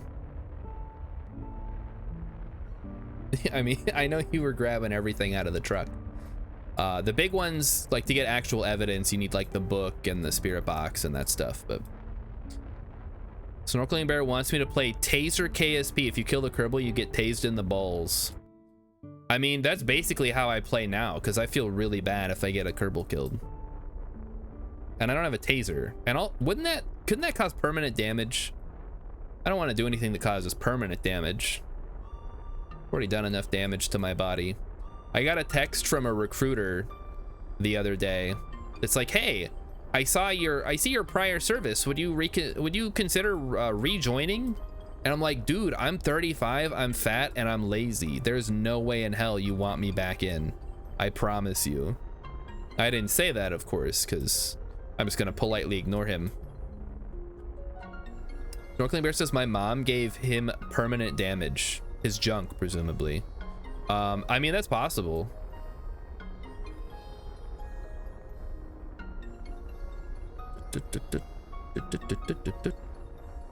I wouldn't know. I'm not into that. I'm not from Alabama or wherever they do that. I mean, just get this down to 25 or should be good. I think as long as it's below 29, it'll be fine. All right, and now we settle in for the return trip. See, we had enough Delta V for that. We're cutting it a little close. I think no matter where we had ended up, we could have fixed it, but we used like 600 of what we had. Did we have 1,000 when we left the sphere of influence of the Mun? Max burn radial out. Something you should never ever do unless you are trying to do something very specific. You should pretty much never have to burn radial in or out. Unless you're trying to align an irregular orbit for like a rendezvous or something. Or if you have a decent orbit, or if you have like the right kind of orbit and your periapsis and apoapsis are weird and you can kind of like hula hoop it, is what I call it. Do it. I'm not gonna do it. I'm trying to land here. This is a very serious game. I gotta take everything seriously. Trying to get Jeb back, or Val back home. Jeb's already just chilling. He's at the bar drinking cocktails waiting for Valentina to get back. Uncircularize your orbit. Uncircularize now. Oh, we might get a decent get really close to the KSC. I doubt it, but it's possible. Let's speed it up a little more. Once we get our around 200,000, we can slow it back down and then prep for re-entry. All right, so the most important thing is to properly decouple the rocket portion of your rocket so that you're not slamming into it as you're entering the atmosphere. Snorkeling Bear says, once I landed on the VAB, I cut my parachutes for the funny. No more VAB. Wow. How? I mean, I guess you must have still been coming in pretty hot if you were able to destroy the VAB with a little tap like that. Yeah, I try to avoid landing on the buildings on account of they will break and they're very expensive to replace. Maybe the operations center or whatever, the one that I basically never use except once I've got the whole tree and I just need cash. And you can swap out science for cash or fame for cash. In fact, it might almost be worth it to swap out some fame for science. So we don't really need, I mean, how much do we have? Where's my thing here? We're only at like 10% positive fame right now. Probably don't want to burn it off because we get better missions if we have it. All right, we should be able to decouple. Once we hit 80, I will, and then we'll reorient ourselves. There we go. It's all up to gravity now. Let's see how we do. So Rilip, I was playing some Magic today, as I often do at work. I have a sweet new standard mono black discard deck that I want to try out against you. I also have my mono red mouse deck that could be fun. I want to make a bat deck. Oh, the bats look fun. Like, they're not super good, but they have like some combo potential, some life gain combo nonsense potential that I want to try out. Problem is, like, mono red runs everything except when they lose immediately. That's the thing about mono red. It either wins or they lose. They win fast or they lose slow-ish. It's hard to say one way or the other. All right, so our ablator is still going and it should last us. I mean, again, we don't actually need a ablator, but I like to have a little bit in there. Philip says whenever. All right, that's awesome. Oh, we're gonna get possibly really close to the KSC here, depending on how, I mean, we might, I don't know, we're still going pretty dang fast, but we might slow down a little bit eventually. Shooting past the island here.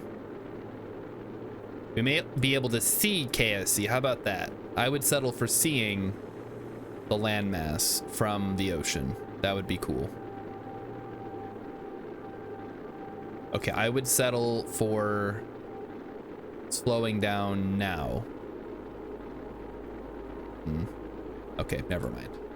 Sucks we're coming in the dark. I can't see what the heck I'm doing. Right, now it's finally slowing down a little more.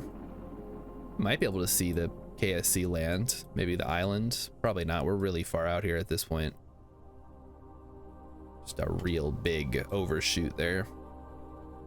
So the shoots should be safe soon. Does that have to be below 500 to be safe, I think? A yellow. There we go. All right. Good to deploy. Valentina's coming home. We can still see the KSC now, but not for much longer. Once we dip down, it'll... Due to the curvature of Kerbin, we won't be able to see anything. You know what you should make, Snorkeling Bear? Make a flat Earth space program game. How rad would that be? I don't know how it would work, but it would be really fun to take off, and just below you there's this giant disk of world as you shoot off into the Ethereum or whatever flat earthers think is in space.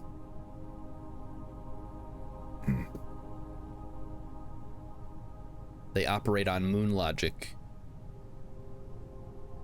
Ah, but you see, the moon and the sun are actually the same disk.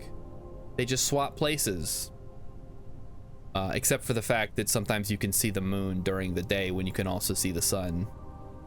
And it's pretty clear they're not the same thing. Also, it's pure cosmic coincidence that the moon and the sun appear to be the same size in the sky. Just very, very unusual. Okay, come on. There we go. Parachute deployed. There's a Treasure Planet video game called Battle at Procyon that has you flying a light ship through the Ethereum. Oh, that sounds rad. What's it for? PS2 or something? I love those old PS2 like pseudo flight sims. Like what was the one I played? Crimson Skies, I think. Oh, it's for PC. Oh, we might be able to track that down. Although if it's anything like Chaos Island, the Lost World Jurassic Park video game that we played last Friday, it's probably going to be terrible. Just the worst, the worst kind of game. One that was never really that good to begin with, but is aged even worse. All right, so we'll just chill here while we land. I don't even know which direction I'm looking at this point. No way to tell if I'm looking north or south. I guess the galactic plane sort of tells me which. So we're looking east and west are those directions, I think, for the skybox. It's a blast. Fun plot. Starfleet, similar to Starfleet Command. Oh.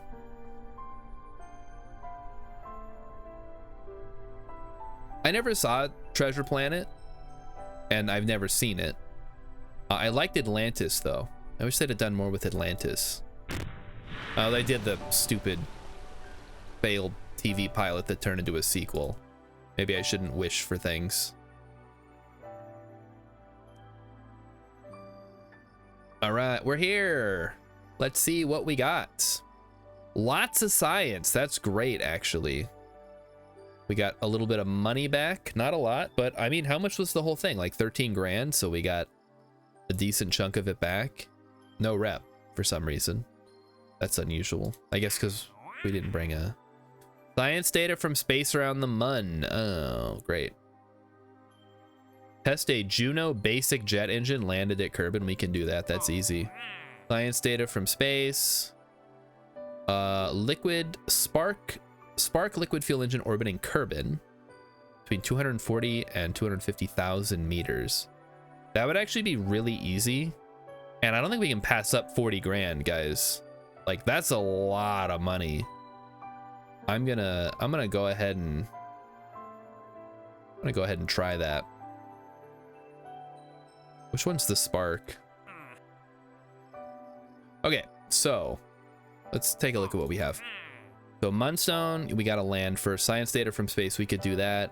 We still need to do a rendezvous. And we can quickly do this one. Basic, the Juno engine landed at Kerbin. We can do that.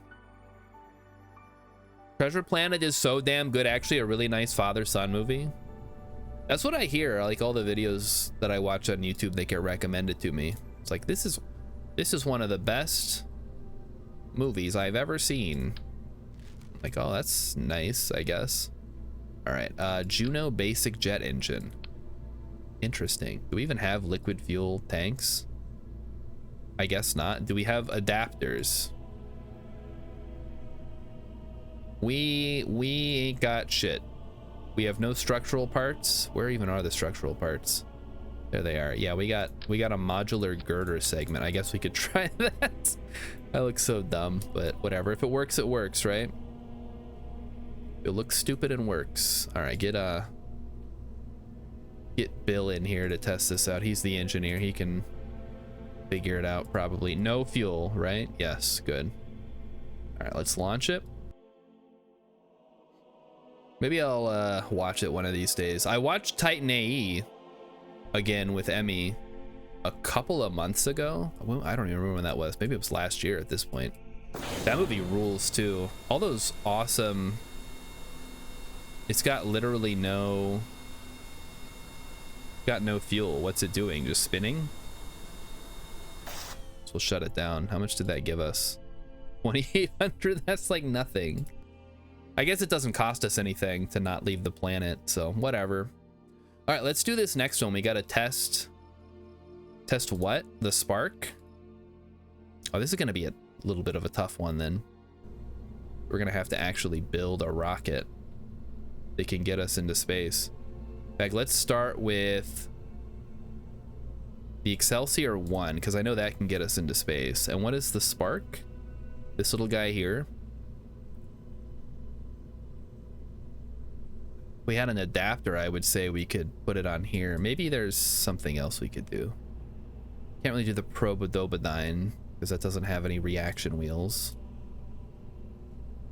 Could we just slap it on the side? Oh, Science Junior? Nah. Science Junior is too much of a liability, I think. Get rid of these extra chutes. Give me a decoupler.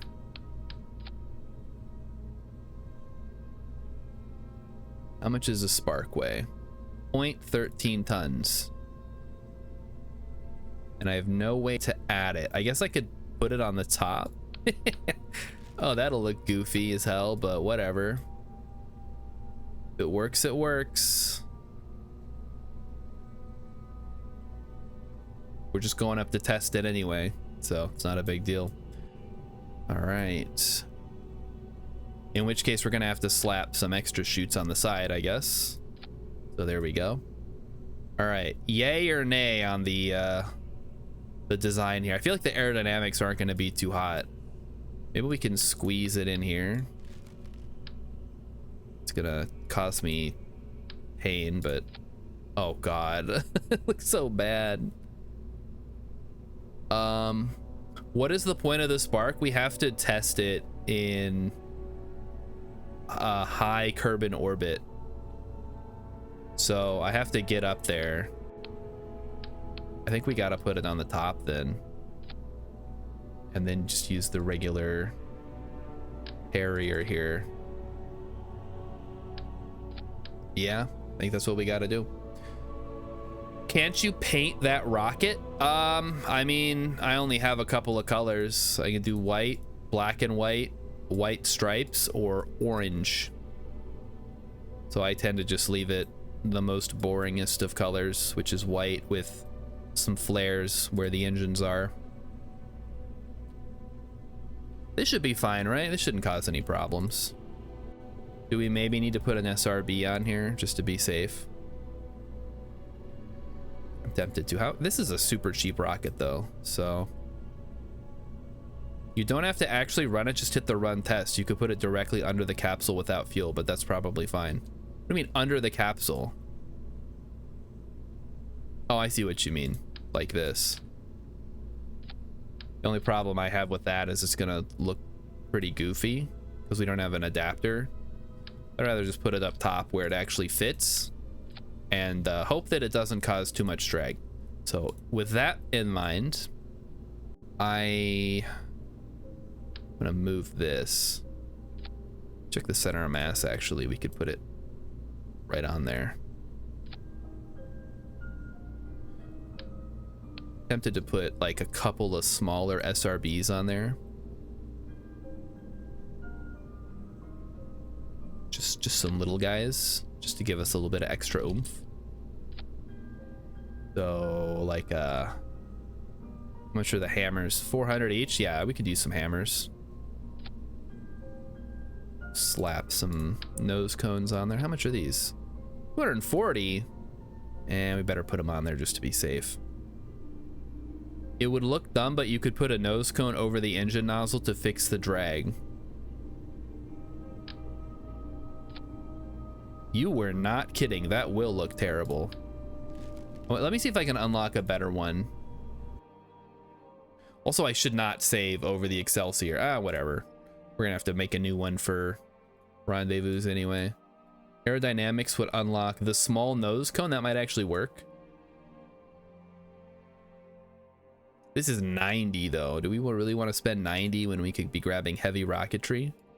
Or at the very least, propulsion systems I don't really care about. Fuel systems are really important for asparagus staging though. And that would give us the FL T800, which is super important. And oh, okay, fairings are very important. We could also maybe do the, what is the one that's like a cake? We have the adapters, the advanced nose cones, engine plate. We could use the engine plate instead. That would work. All right, well, there goes all of our money. That's fine though. Or all of our science, not our money. Bro, it looks dumb. I know it's dumb. It's bad. But this is what we got. It's all we have to work with. So we're gonna do an engine plate then. Let me find it. The 12? Oh, I wish it told us. Which one is which size? It doesn't actually tell me which size is which. Okay, well, I guessed wrong. Whoops. Okay, there we go. So now we can put the spark on the bottom there with the truss mount. And I believe it works like, we do this long, short. Yeah, it works like that, right? I'm gonna be honest, I don't really use whatever these things are called, engine thingies. It should tell you the diameter. Let me see if it does. I don't think it does, but diameter. Nope, it doesn't. I think you're supposed to guess from the dash 12. Oh, you agree with me that it should be included. Yeah, it should, but it's not, so whatever. All right, center of mass. Let's drop these guys down to the center of mass or just above it. So it's very sturdy. All right, reset me. Let's do this. So how much? Okay, so we're getting 1.81 off the launch pad. Can we activate that? Oh wait, is this a swivel? We probably want to have that on from the beginning then. And then if that's at max speed, we want to have, oh no, thrust limiter. We want to drop that down to 1.3 maybe to be safe at max swivel speed. Shouldn't last too long. It's like a handful of seconds. Yeah, so we launch everything and then we decouple. Then we switch to the spark, which we should have enough oomph there once we're in a vacuum. The thrust to weight's not great, but we should have enough delta V at the end of all this to push us high enough. Half the time I try and use the engine plate, I accidentally jettison my engines. Might want to test the decoupling on the pad. Good idea, Rilip. Let's save this and open up our experimental rocket. So let's go ahead and remove this. So just to test, we'll use an engine plate. If I can remember where they are. And we'll set this to short. We'll put a small engine in there. if I can find those. So we will use the spark, same as we did on the other one. It's basically the exact same setup. And we're going to drop a small fuel-less fuel tank from the thing here. So let's see if this will decouple properly or if it's going to cause us a lot of grief. Is there, this thing does have a decouple thing, right? Force percent, like none. I think 10 is fine. All right, let's go ahead and let's get Bill in here, because if Bill dies, whatever. How often do we need an engineer anyway? He shouldn't die. Like, there's nothing, I'm not doing anything that's particularly dangerous. I think at most I could cause minor damage to the launch pad. Okay, so there we go. Okay, it works. Works perfectly. Oh boy, best viewers, right? I gotta ban the bots. I've been neglecting it. Emmy's at the state fair tonight, so she is not available. In case anyone's wondering where she is. Man, Chirac. So they're putting that weird E with an underline. I should add that to my where is the thing? Settings, moderation, there we go. Permitted non-blocked terms and phrases.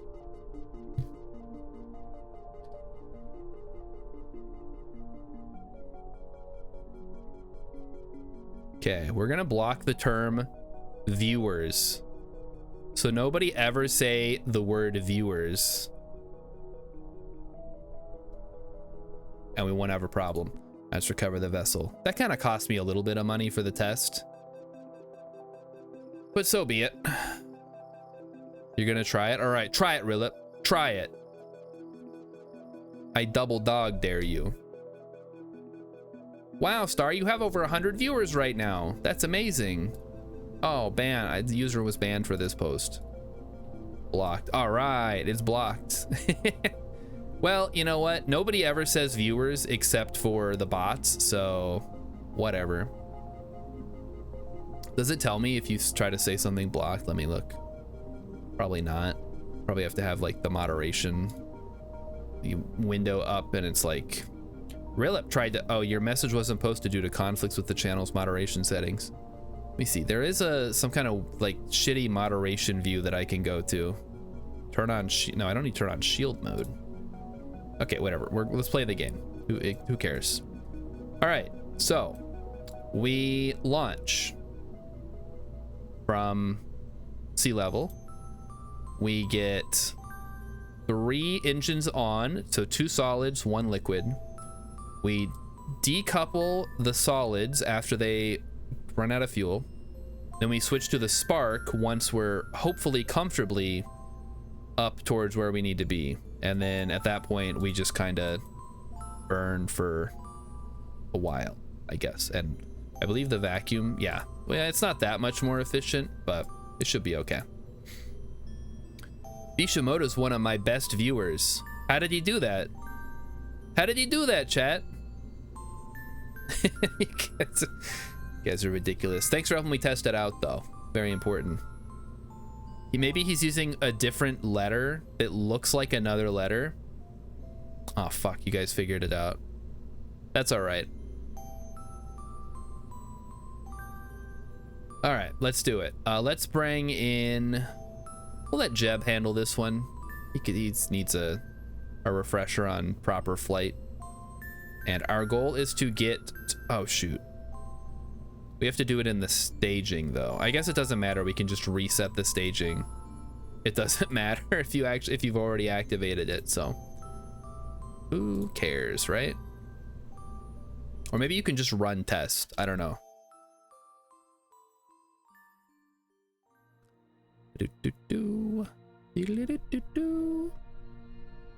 Uh-oh, it's a little wobbly there. I don't like that. Oh well, this is what we have to work with. All right, everybody ready? Here we go! Wahoo! This is now a Mario stream. Welcome. Yippee! Yeah, just don't post anything in Arabic because I can actually read that. Or do, and then I'll try to read it. It'll be funny. Because one of the problems that I have with Arabic is that the text, even at like a normal font size, is super small. So compared to English letters, I'm like squinting at it, trying to read it. And it's also Arabic, so I'm like, I gotta remember my letters. That is not Arabic. No, that's not Arabic. That appears to be Cyrillic. But if somebody did post in Arabic, I would be able to read that, is what I'm saying. So you can't, when I say don't do it, I'm saying go ahead and do it. I don't care. Post in whatever language you want. If I can't read it, I can't read it. Somebody else reads it. Oh well. Arabic looks very subtle.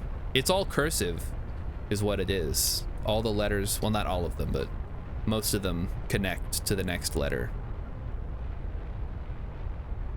Very fun to write, not very fun to read. Not very fun to write either. There we go, some fireworks.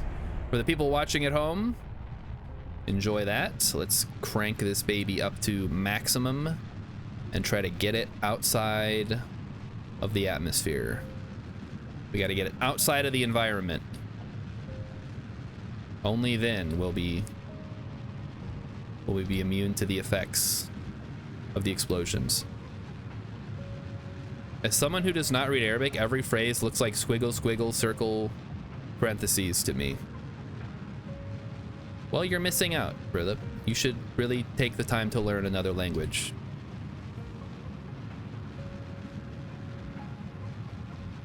All right. So now we're just going. I guess you're gonna miss the panty raid. Ishimoto's gonna miss the panty raid, guys. Don't tell him about it. Nobody tell him how fun it's gonna be. It's gonna be great. We actually do need to get up really high, so I'm fine getting our apoapsis up. We got to get it up to 240 or whatever, between 240 and 250, which if we can do that now, all the better. Okay, it's getting a little ridiculous now. Let's take it slow here.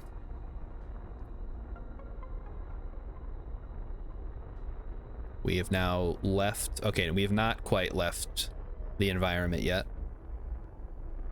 Philip can read katakana and hiragana with some proficiency. I have not well tackled kanji yet. Yeah, because kanji's like thousands of individual symbols you have to memorize. It's absurd. The Koreans had it right back when the king was like, you know what, guys, we need to make this simple. And he's like, I'm just gonna make a language, and everybody just went along with it. Coolest shit ever. Rilip has the very hungry caterpillar in Japanese and can read it. I'm a preschool level of reading. Hey, that's better than nothing.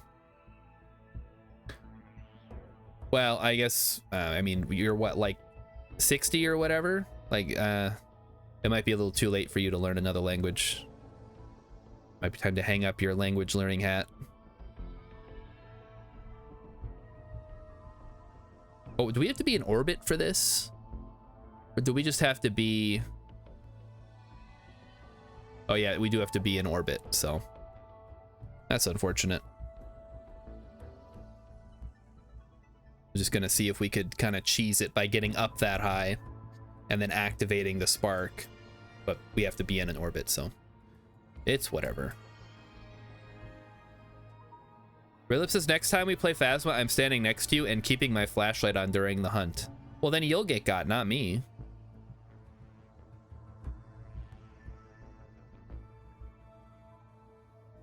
But I guess you can do that. That's as punishment for calling you old all the time. Rilip might not even be the most old person we have here. I feel like he is. Because I think you're older than Mighty Stoosh, and you guys both have kids. So I just assume everybody with kids is like a decrepit zombie. I'll get... Oh, well, here it depends on the the difficulty, whether the ghost will keep hunting or not. But I get what you're saying. Because it usually, depending, most difficulties, it gets one person and then stops the hunt. Bishimoto is older than Rilip. Okay. Like 100 or something. Jeez. Only smart people don't have kids young. Ah, good point. Good point. Yeah, I always we walk past a sign. I think I've talked about this before. There's a sign by the Catholic church I walk past on my way to work. It's a big sign and it says God's stimulus package and has pictures of babies on it. And it always makes me laugh, like every day when I walk past it. Like, what do they mean by God's stimulus package? It sounds kind of gross, but I think the goal is to be like, if your life sucks, simply having a kid will make it better. And I'm like, that is horrible advice. Does God eat the babies? Is it a stimulus package for God? I don't know. I want to ask somebody who goes there and be like, what does that sign mean? Like, is your boyfriend cheating on you constantly? Simply have a baby with him and all your problems will be solved.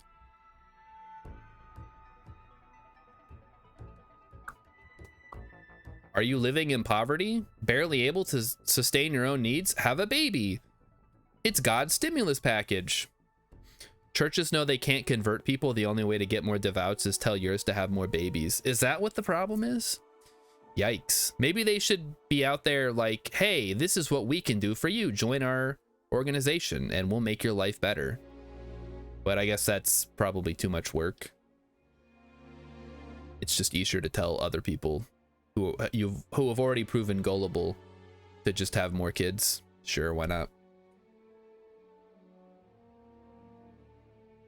They know what they're doing. It's fucked up is what it is. We could make an even worse joke about it, but I'm not gonna make it on this stream. This is a not family friendly stream, but at least somewhat family stream, because I know people watch KSP that aren't necessarily adults. We're up to, I cannot see a thing because for some reason we launched in the middle of the night and it is still night where we are on the far side of Kerbin from the sun, but we should be approaching our apoapsis when the sun is maybe visible. I don't know, we'll see.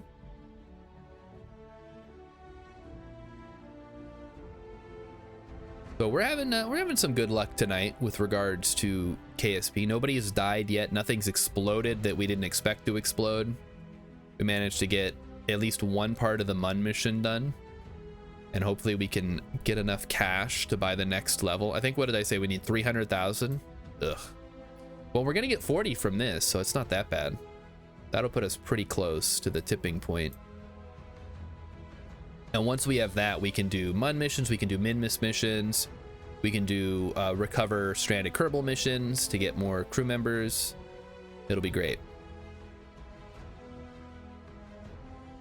And how much farther do we have to go, guys? This is getting ridiculous. We're 190 currently. Guess we can watch.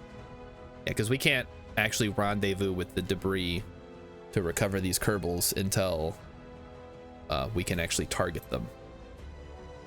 It will be great. It will be great. Someday it'll be great. But right now, how does that song go? I don't even know what song I'm thinking about. I feel like there's a song that involves things being good eventually, but right now they suck. Have I not seen James River Church conferences? No, I have not. How many competing space programs are there in Kreb? It's on Kerbin? 0, which actually, wouldn't it be cool if there were actually like other space agencies you were competing against? Like, oh, this other space agency got to the Mun first. You've taken a fame hit. How do the astronauts get stranded? You know that when they did the nuclear test and it launched a manhole cover into orbit? Kind of like that, I imagine. That's KSP2's career mode. Yeah. Rip in pepperoni, KSP2. We're bringing it back. That's all we talk about on this channel. Even though I never bought it, I never played it. I saw the writing on the wall from the first, I guess not the first sign of thing. I was excited. I was hyped when they were like, we're making KSP2. I'm like, yes, And then more news started coming out. I'm like, oh, uh-oh. I've seen this before. And then it did happen. It happened exactly the way that I said it would. And everybody's like, no, Starshard, you're crazy. You don't know anything about game development. Which is true, I don't. But I do know when a bad game is going to get dropped into early access and then wither and die. Because I've seen it happen multiple times. I know a thing or two because I've seen a thing or two about video games and nothing else. When they said they were backtracking from an already delayed release to EA, I was like, press X to doubt. Yeah, that's exactly. It was announced in 2019 to come out in 2020. It released in early access in what, 2023, and then was canceled without actually being canceled in 2024. So, yeah, that's pretty reasonable. Wow, okay, we could probably go ahead and I'm more beer. His mind. Oh my god, Dingy! Oh my god, Dingy's still alive, guys. How's it going, Dingy? I've been seeing you gaming on Steam. Yeah, what's going on? What have you been playing? I heard that Wukong game is very popular in China and nowhere else. Looks like Dark Souls, but with a monkey. He's a monkey man, like from Hey Arnold. All right, let's go ahead and start orbiting. Start the orbital rounding procedure.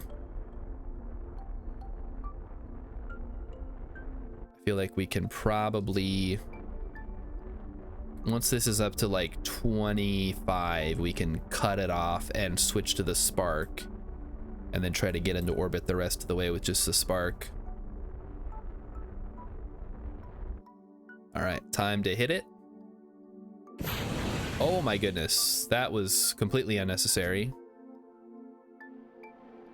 There's the spark barely puts out anything. Look at that. Just a little poof of nothing. Like a fart in the wind. Beautiful. Legit just started playing. Okay, so I was like, that sounds right up your alley. Because you play those action-y games. Unlike me, I'm over here playing Physics Simulator 2014. Guys, we should probably try to get into orbit today. Let me check my spreadsheet to see if we have enough Delta V. I play Phasmophobia. We played that just last night, all right? It's not all nerdy games around here, just mostly nerdy games. We should be able to test this out, right? Cha-ching!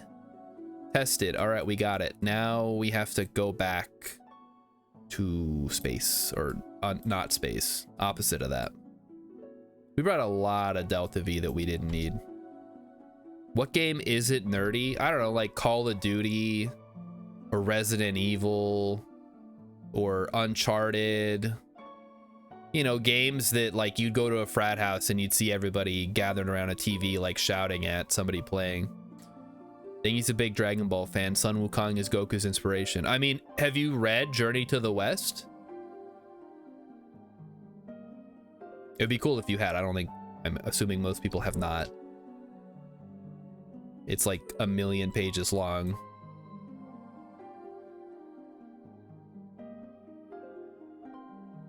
He's more of a trickster though. I mean, I guess he does occasionally get a little badass in the stories, but he's kind of like a Loki trickster type character. Proceeds to list all games nerds. Well, some nerds also play that. I feel like there's different levels of nerdery. There's like, I play games sometimes.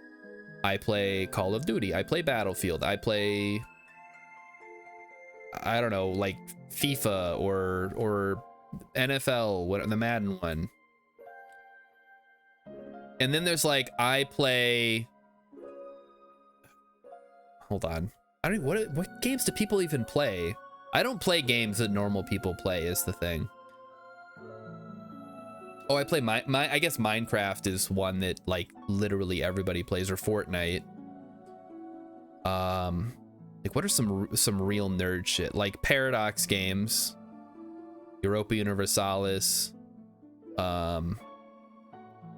Terra Invicta, which is from the guys who made the Long War mod for XCOM.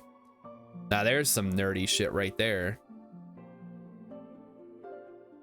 The definition of nerd is person who's extremely enthusiastic and knowledgeable about a particular subject, especially one of specialist or niche interest. Yeah, I'm using it as a catch-all for people who like superhero comics and play video games. Which in the modern times is probably most people, unfortunately. We need like turbo nerd. I'm a turbo nerd. I don't like any game that requires a skill check. Is that not geek? I don't differentiate. I think geek is more of a, like you're into a hobby. Like I'm a woodworking geek. I'm a computer geek. Maybe you could lump that in. I really like bird watching. I'd call that person a geek. I think it's what's the word when you talk about words? Definition of geek is the same as nerd. Yeah. So when I say nerd, I'm referring to turbo nerd, which is how I would define people who play games that are not typically mainstream. Or someone who games as like their only hobby, and doesn't play like if you play World of Warcraft, I'm not gonna lump you in as a turbo nerd because lots of people play World of Warcraft and that's all they play. If you play, oh man, I'm kind of like writing myself into a corner here. Just take it from me. I don't play games that normal people play, and that's what makes me myself.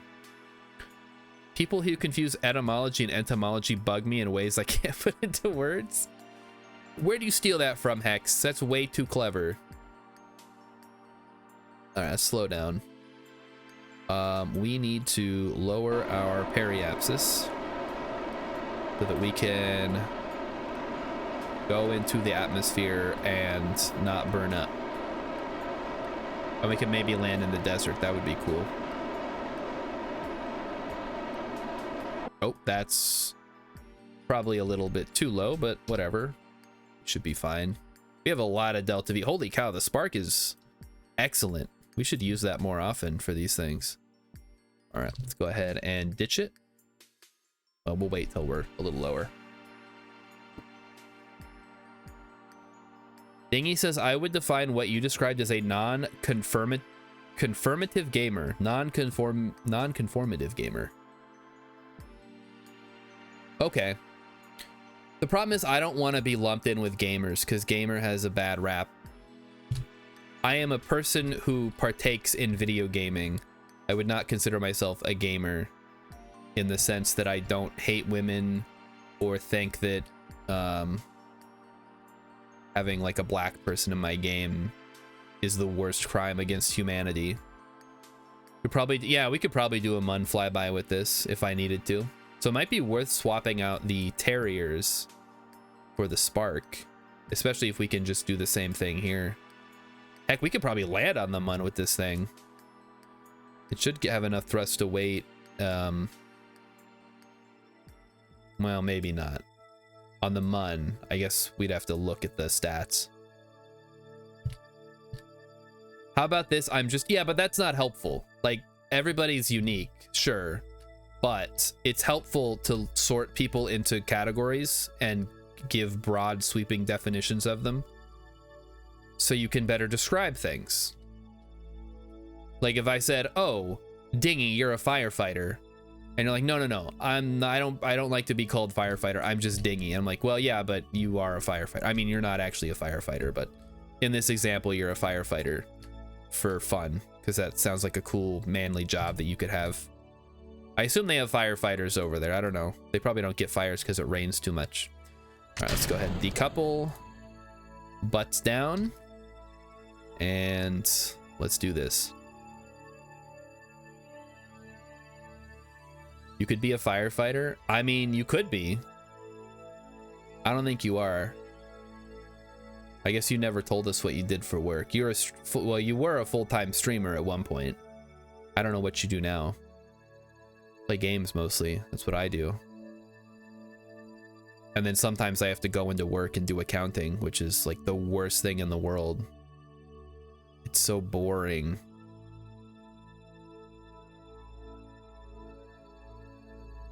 I did at least get all of my Magic games in on my phone while I was at work. Smaller villages can have volunteer firefighters. Well, I mean, we have that in the US too. Which just seems like a terrible job. Like, I need to buy food. I can't buy food with my volunteer firefighter salary. Dingy mentioned multiple times what he did. No one seems to remember I called the Chandler Bing effect. Well, there you go. Yeah. I don't know. What did you like? This is a classic joke from a Comedy Central show that I remember seeing a commercial for in the 90s. But I'm not gonna say it because it's too gross. So we're gonna leave it at that. X says, I assume volunteer firefighters get paid a small stipend plus something for responding to fires. So what's the volunteer part? Like, in that case, everybody's a volunteer, everything, because they're voluntarily doing the thing to get paid. That's like saying I'm a volunteer accountant. I get paid a small stipend to do my job. There's probably some nuance to it that I'm ignoring for comedic effect. They get paid and being allowed to slide down the pole whenever they want. Ooh. Now that would be worth it. You just got to slide down the pole. You could practice on it. Practice for when you go to the club. When I was in the army, I actually went to the same base for training that the military firefighters go to for their training. So you have cryptologic analysts on one side, and then you have like firefighters on the other. It's the weirdest dynamic.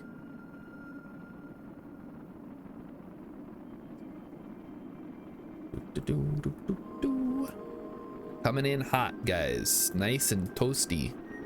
But Jeb will be fine. These things happen.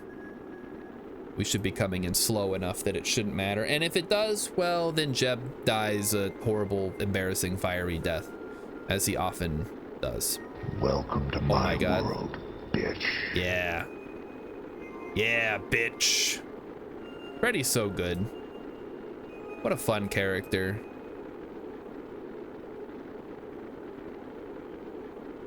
I don't think he's... I mean, okay, I guess some people might say some of the later movies are bad. But Robert Englund never gives a bad performance as Freddy. He's always given it his all, and it's great. He's kind of like Dr. Loomis, Donald Pleasance in the Halloween movies before he died. He literally died, like, after they finished shooting 6. And then he's like, I'm dead now. But I was in 6 Halloween movies. Well, then make that 5. He wasn't in 3. Because 3 didn't have Michael Myers. He was in 1, 2, 4, 5, and 6. 6 also had Paul Rudd, by the way. I know we've talked about this. Oh, speaking of horror movies, guys, I finally saw Scream. Didn't like it. Didn't care for it. Thought it was shallow and pedantic. Can we get a crew report here? Oh, we never got Upper Atmosphere. Wow. That's interesting. And Dingy, if you like that one, there's plenty more where that came from. Use all your points. Fire off all those sound alerts. Test them out. See what tickles your fancy. Emmy helped me pick them out. We're putting in new ones for this year. I think we started it last year. Now these are all new ones. Or there's a bunch of new ones. Being a Paul Rudd, I kind of look and sound like a bald version of Paul Rudd. I don't know if that's good or bad, but I'll take it. Paul Rudd's a cool dude. He's funny. I'm only saying that to be spared beans. Listen, you guys use your points for whatever you want. You want me to play a shitty game? You want me to eat a bean? You want me to beatbox? Whatever. They're there for you to use as you see fit. I'm just saying there's some good sounds on there, and they're pretty funny. Welcome to my world. And you can do the same one over and over if you want, Dingy. I'm not gonna stop you. The stipend comes out to like $800 or less a year. It's more for the wear and tear on your car and gas than I just pay. Wow, that sounds awful. Do you get fringe benefits? Like if you go to the bar, you can be like, I'm a volunteer firefighter, and like take women or men home to sleep with you. That would be cool. I can't do that because I'm old and don't want to be a firefighter, and also I'm married. But for those guys who do, you know, that's a pretty good deal. But what, okay, if you're a volunteer firefighter, can you have a regular job also? Like, what if you're at work and there's a fire? Like, sorry, boss, I gotta go do a fire. And then your boss is just like, yeah, sure, whatever, I don't care. Your job's not really that important anyway. You get discount, oh, discounts, okay, all right.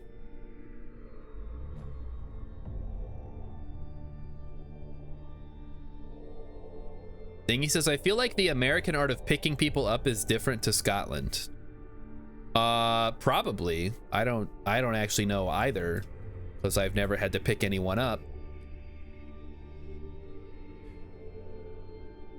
Backsock says here, volunteers have a free leave from job in case of emergency. Okay, well, I mean, that makes sense, right? It's like when you're in like the Army Reserves or National Guard or whatever. It's like, even if your boss doesn't want to let you go, they have to legally and not retaliate. But okay, it's like the National Guard. Gotcha.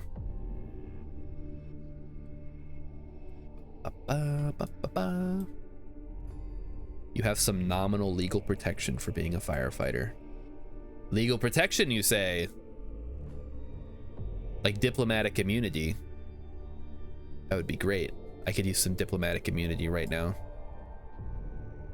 Not that I did anything that requires me to have diplomatic immunity, at least not recently. All right, can we pop out? Jeb, I need you to let go. I need you to take the data. I need you to get, oh fuck, put your helmet back on. Silly. Okay, we already got this one, never mind. We can't get surface samples, I don't think, and I don't see any rocks. So just hop back in. Get a crew report. We've already got it. Okay, recover me then.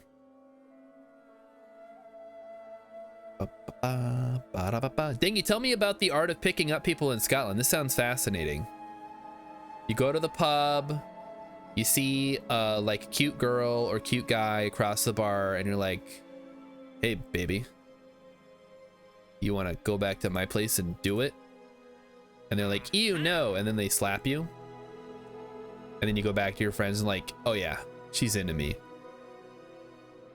Test a Juno basic engine in flight over Kerbin between 12 and 14,000 meters, going 140 to 210 meters per second. I don't want to build a jet plane, guys. That sounds awful. So we need science data from space around the Mun. That'll give us 23 grand. Oh, we're so close. Yeah, do not cancel the contracts. It's a terrible idea. How about an atmospheric survey? Below such and such meters. Okay, it might be time. We could also... Now this is interesting.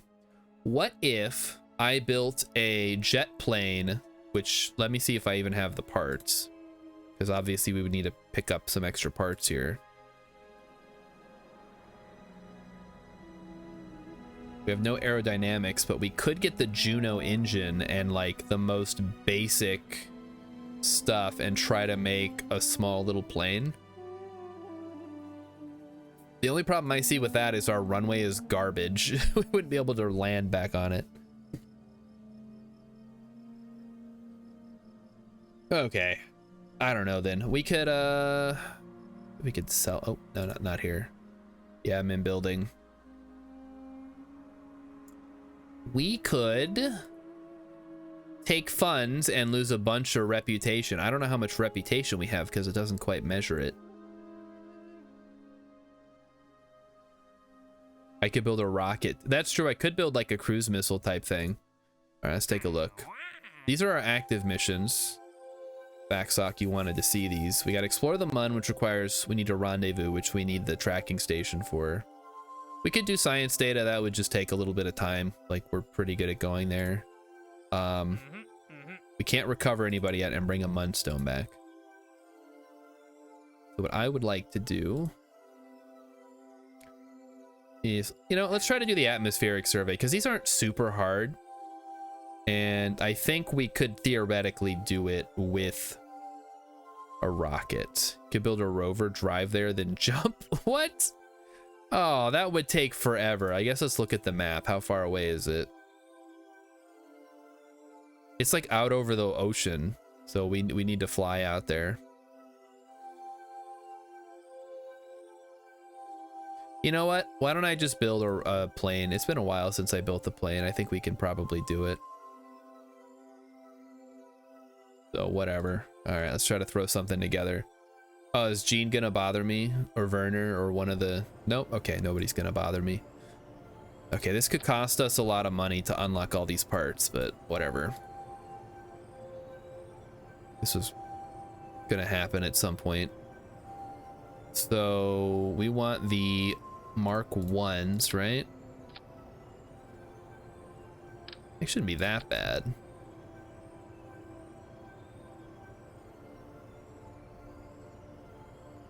We'll just have to make sure we have some good wings. What, swept or structural? Okay, we got the tail connector, so we can put a tail. So we can put a tail. That seems way too big, doesn't it? It's gonna take ages. Yeah, well, I mean, we got 45 or 40 minutes left, so might as well, right? Okay, let's grab the tail fin. I'm just spending all my money. That's okay. We're gonna need it anyway.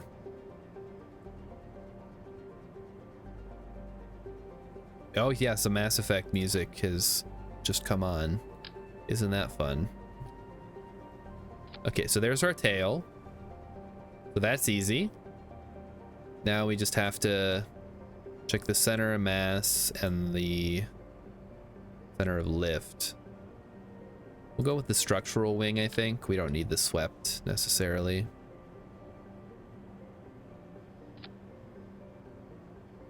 And as usual, it's like impossible to move the center of lift forward. I often have this problem. There we go. Put on a couple of flaps.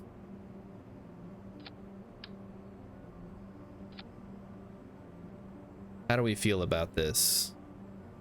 I feel like we just need a structural fuselage. It'll give us a little bit more something without a lot of weight to it. And then move the wings forward like so. This looks embarrassing, guys. I'm not gonna lie. Okay, once we put the rockets on, if we put the rockets towards the, or not the rockets, the jet, I think that'll be okay. So for that,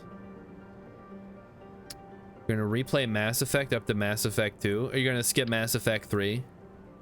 What about Mass Effect Andromeda? Oh boy, I heard that was really good.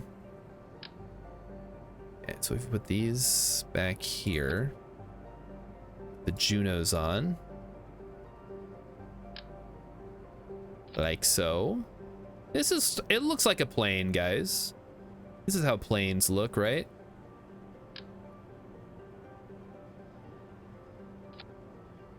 And then we put the landing gear on, and then we pray.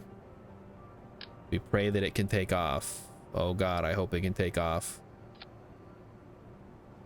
And not do a tail strike. Yikes. This is, oh boy. Okay, it's not even all the way on. Yeah, we gotta put these way down and then rotate them. Something like that, I guess. Should do it. And then grab the steerable one and put it up front.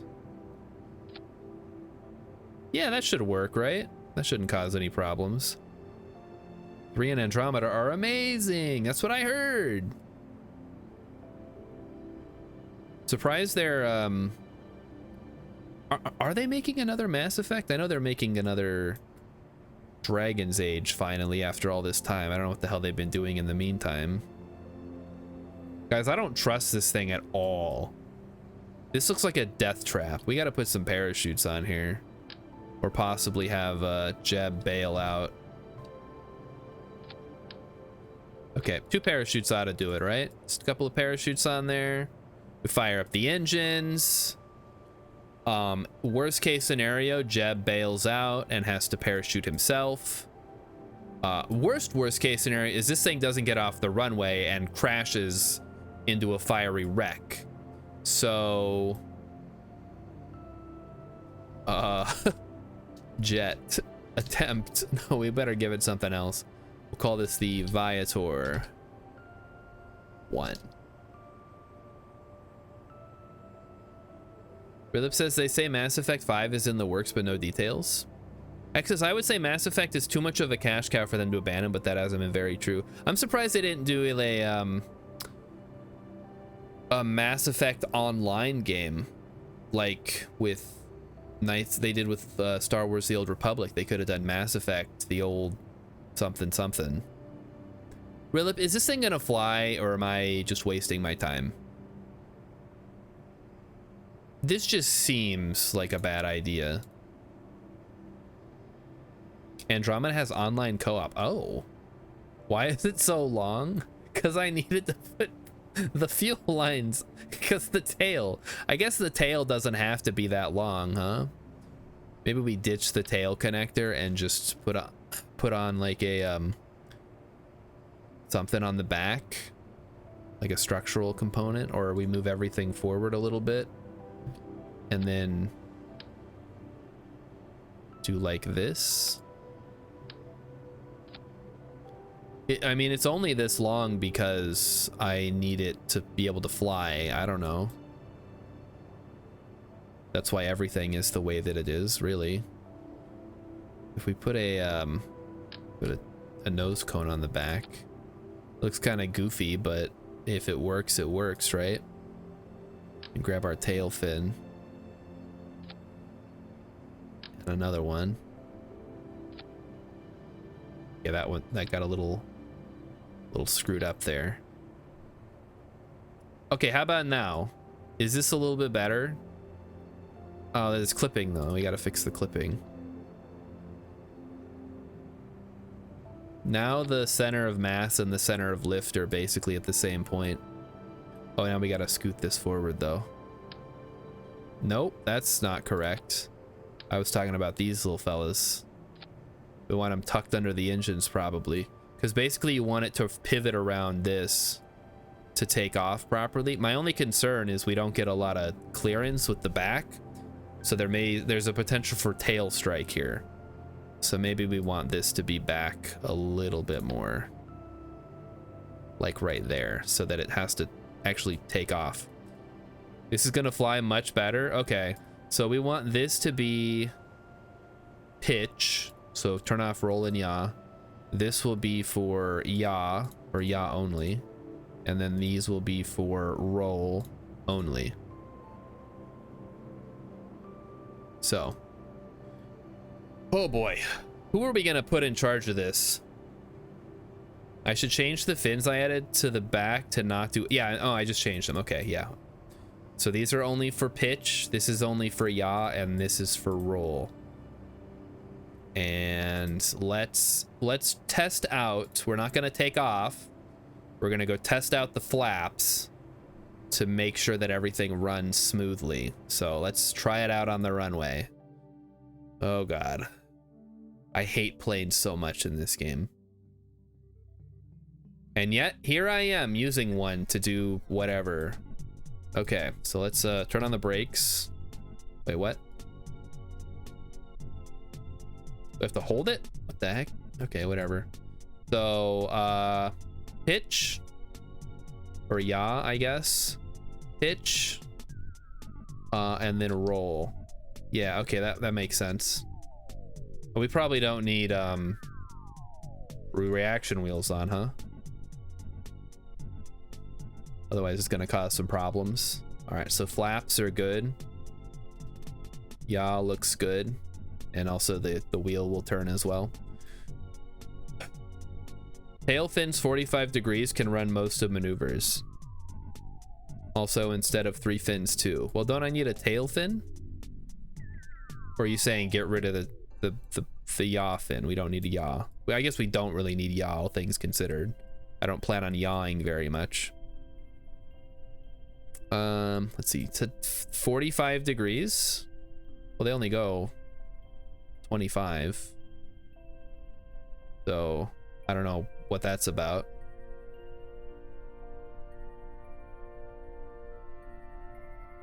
Oh no. Oh no, what? Okay. Explain, like, if you got an idea for me, let me know, because this thing's gotta fly or else Jeb's gonna die. It's kind of important. This is a big deal, guys. Let's bring it back. Also, we gotta make sure we have the correct stuff for this, and we should have enough fuel, but with the fuel tanks, I don't know. I mean, I don't know if it's gonna get going fast enough to actually take off at this point. So for all I know, this thing's gonna shoot off the edge of the runway and just collapse into a heap of garbage. We simply don't know. I don't know, how much does it weigh? Can I even see that? I can. It weighs 7.9 tons. Make fins in the shape of a V. Oh God. Are you sure? That sounds very, very like that. And then it does what? It does pitch and yaw. This is great. Bit more. Okay, so not 45 degrees. Okay, like that. Rilip, can I get a second opinion on that? How do you feel about that? Because now that's throwing my center of lift off. This can do all the maneuvers. You want roll on there too? Then do I not use these or what?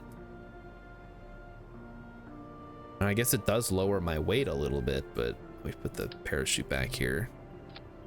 Get a little more coverage there. Does the center of lift now being wonky cause any problems or what? I guess I can always slide the wings back a bit and the engines as well, like so. Yeah, that's probably okay. It probably works, but there's a reason they don't usually do that on real planes. I mean, this is not too bad. I could definitely see this working. And now less risk of tail strike because we move the center of mass back. And then my only concern is if the fuel drains. It doesn't actually change that much, which is cool. I guess the fuel would drain equally, but whatever. Fighter, yeah, fighter plane. This is not a fighter plane, so we don't need the maximum maneuverability, but it does look cool. So I'm gonna give it bonus points for looking really cool. Let's slide that back a little bit. And it is lighter, which I like. I like a lighter plane. Lighter is better. Okay, and then let's see, what do we need to, oh, I guess I gotta actually take the mission, huh? Let's take the mission. Let's try to do it. Roll only on outer winglets. What do I do for the middle ones? Well, yeah, let's make sure we have everything correct before I try to do this. Conduct atmospheric survey. Take pressure. Okay, pressure readings. We need a barometer on there. Let's do it.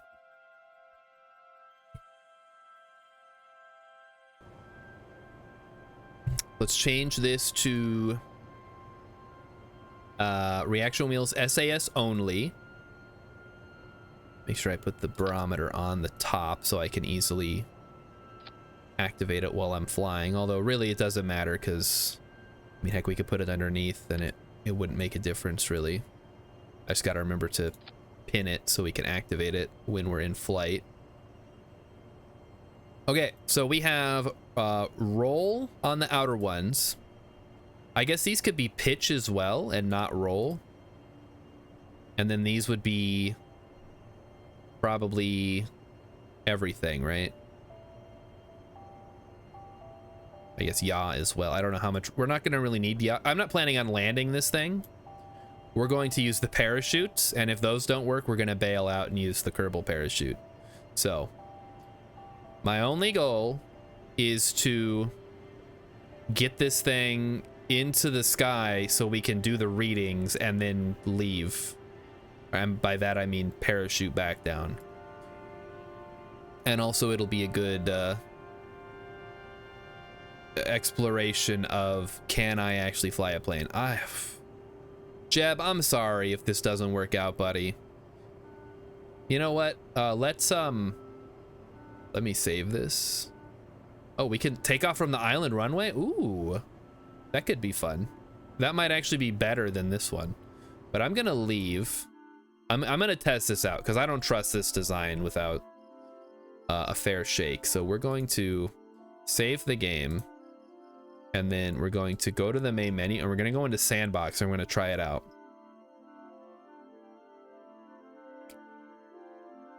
So simulator, and we'll have it on hard. Well, okay, no, we'll have it on normal because we need to be able to like revert and stuff. Okay, let's do it. Yes, thank you, thank you. I know how the game works, although they do have the better. I guess this is a good, like, if it works here, if it doesn't work here, it'll definitely not work there. So we want to grab this from career. We want to grab the Viator. It's the same either way. I don't know why one is differenter than the other. Make sure we have the brown. Okay, everything's on there. All right, let's try it out. We'll just send out Jeb in simulator mode. He's maxed out in simulator mode. If he can't do it, no one can. All right, guys, let's see if this thing works. We'll put on SAS. We'll put on the brakes. We'll throttle up to max thrust. We will. Oh, okay, it's breaking through the braking power. So here we go. We're taking off. Taking off, taking off. We'll give a little bit of pitch here. Oh, okay, tail strike. All right. Well, there goes our engines. All right, revert. Let's try that again. Yeah, we're gonna have to maybe slide the wheels back a bit. Okay, let's try it again. So here we go.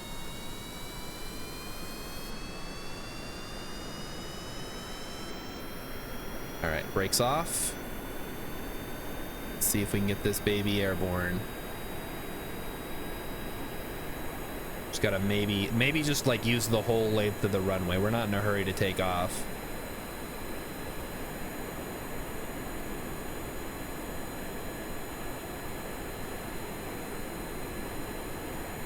Okay, there we go.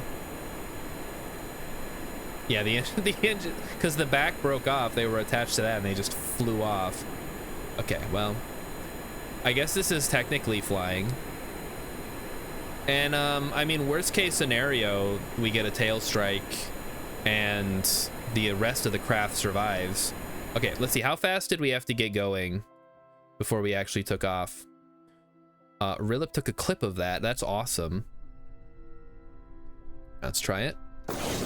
So we'll see how fast we need to get going before we can actually take off with this thing. Let's find out. So we get up to 20, 30, 40, 50, 60, 70, 80. All right, so around 90 we can actually start angling, maybe. What is going on here? Holy moly. I don't know why it was sticking there. So maybe like 110 we gotta get going. I don't know. Rear says around 70. Okay. Well, I guess now we get to try it out in real life. I hate planes so much because there's so much that can go wrong. At least with rockets, you're at least going up to start with. You're not going super fast in one direction. All right, let's fire up the career mode. If Jeb dies, he dies. All right. I feel like I was a little conservative on that, though. I wasn't pulling up at all. All right, Jeb. I believe in you. I don't know if I should. All right, let's grab the Viator. I'm gonna make some last minute adjustments here with the wheels. I mean, it's probably, it was working fine. Like if I put them all the way back here, launch it from the Watertown airport, just export this into Microsoft Flight Simulator and try that. Can I, oh, there's monoprop in here. We can ditch that for sure. That'll save us a little bit. Anything else we can maybe ditch? I don't think so. Okay, here we go. I guess I didn't see how it handles once it's in the air, but that's a problem for future me, right? Okay, all right. Do I have the science? Yeah, I have the barometer. It's underneath. It's right here. We're gonna just remind me to pull it out before we go. Okay, fingers crossed on this one. I don't know, this is the make or break moment for this career. If I can get this thing into the sky. Oh God, look at it. Oh no. Okay, so we'll pin that. And I can't navigate, can I? Or can I? Maybe I can. I can, okay, good. So once we're in the sky. Okay, here we go, Jeb. Ready to go? Is he ready? He's ready, everybody. Here we go. I don't like anything about this, but here we are. Oh, we gotta throttle up, I guess, huh? Let's get that thrust up real high. And then release the brakes. Okay, here we go.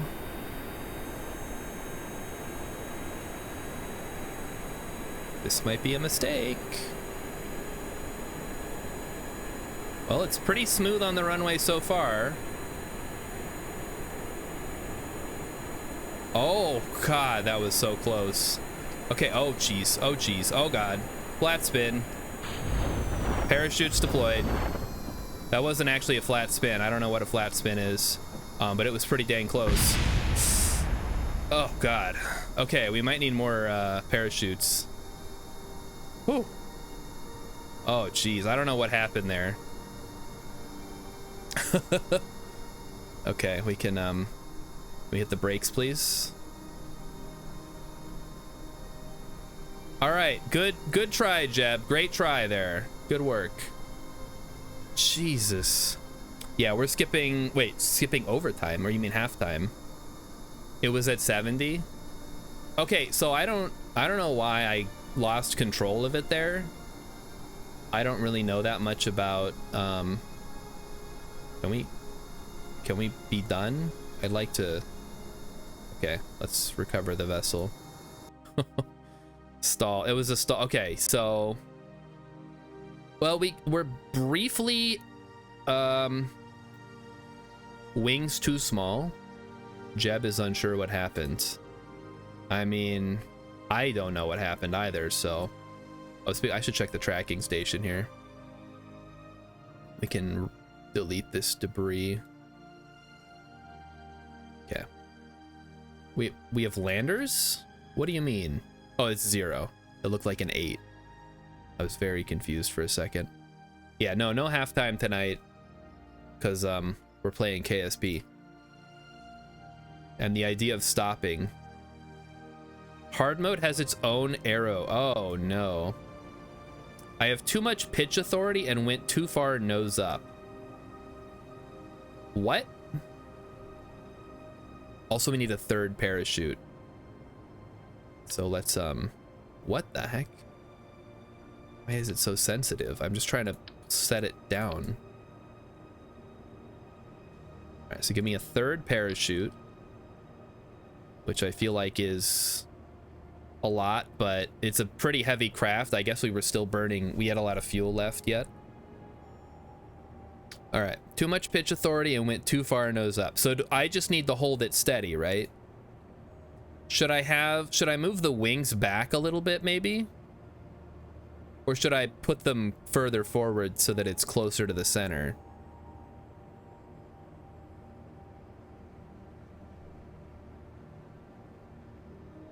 This is why I don't use planes, guys. It's all too much, man. Could also put the winglets like this. Maybe that's a better idea. That looks like some kind of something. All right, I'm gonna go with this one because I trust. Move wings down a bit. Okay, hold on.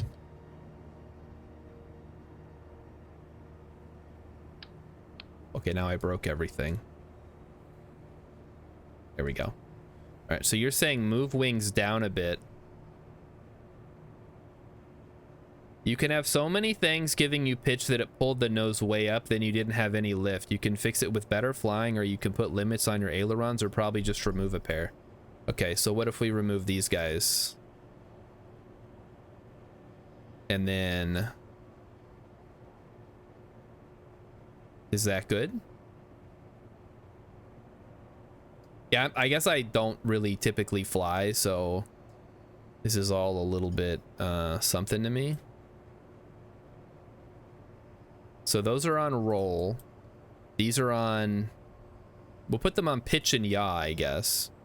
Although I'm a little concerned because the Y configuration doesn't seem like it's going to be giving me enough pitch. I'm just going to do this because I know how to fly it like this. I know we're not going to get fancy right now.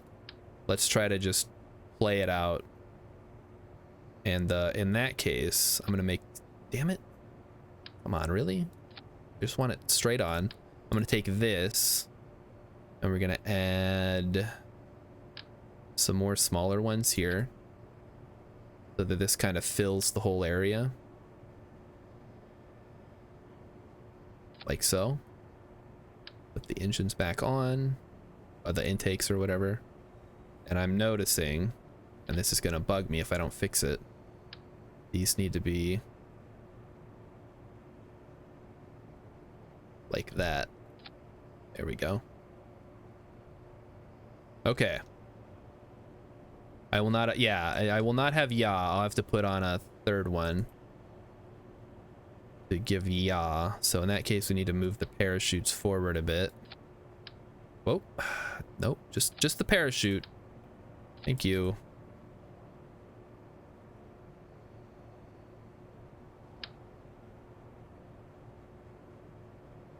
So now we have a more traditional design. You can get away with not having yaw if you want to bank and pull up all the time. I don't know that I want to do that. Also, these are Z fighting. Let's not have that going on.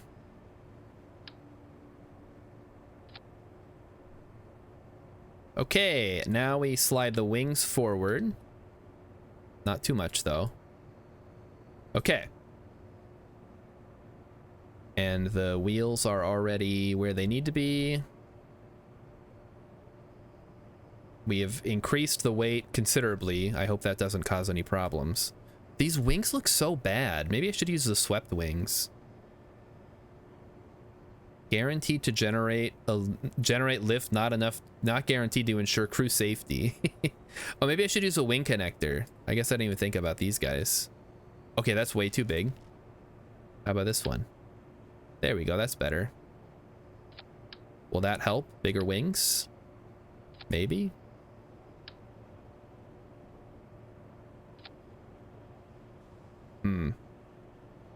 Try landing on KSC. It's a good challenge and return from there. Okay, this is not the time to do challenges. This is hard career. I'm trying to keep my Kerbals alive, all right? I am somewhat concerned about the structural integrity of this, but the big wing might generate more lift. Okay.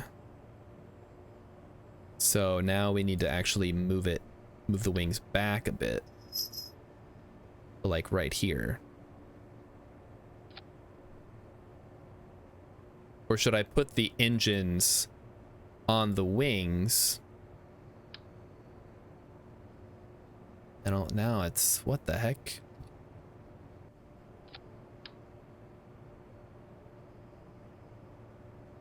There we go. The large wing will let you take off at a slower speed. Okay, I like that. I like taking off at a slower speed.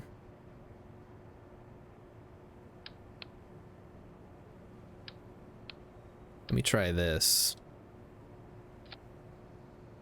Well, that's annoying. Is this a reasonable design? Oh, I don't even know.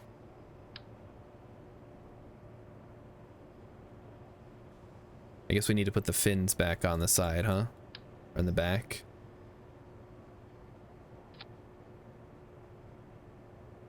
I don't want to point you where to press, but you have a good conical thing for not tail striking so much. We tried that one already. It was way too big.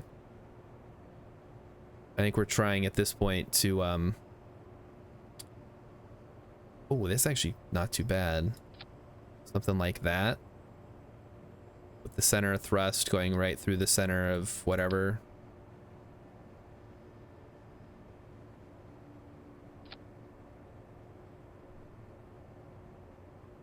Oh, that's the okay, the symmetry looks a little bit okay now, I guess. I wish it was a little bit different. Also, we ran out of music. Hold on. All right, let's maybe I should have just built the rocket. Well, the parachute saved us last time, so I think we're just gonna trust the plan here. And make sure these are set to pitch. This is set to yaw. And this is set to roll. Okay. All right, everybody, I think we're ready. I think we're gonna, might have a viable airplane. This looks competent. All right, I'll take that as an endorsement of its safety qualities. Oh boy. I hate planes. I hate them so much. They are too dangerous and they are a pain to get working, especially on this terrible runway. Okay, here we go. Hopefully we get enough lift. I guess we'll find out soon. Well, the brakes are actually working this time, so that's cool.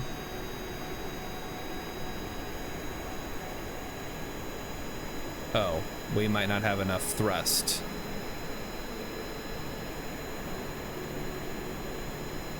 What? Did I make the plane too heavy now? Okay, never mind.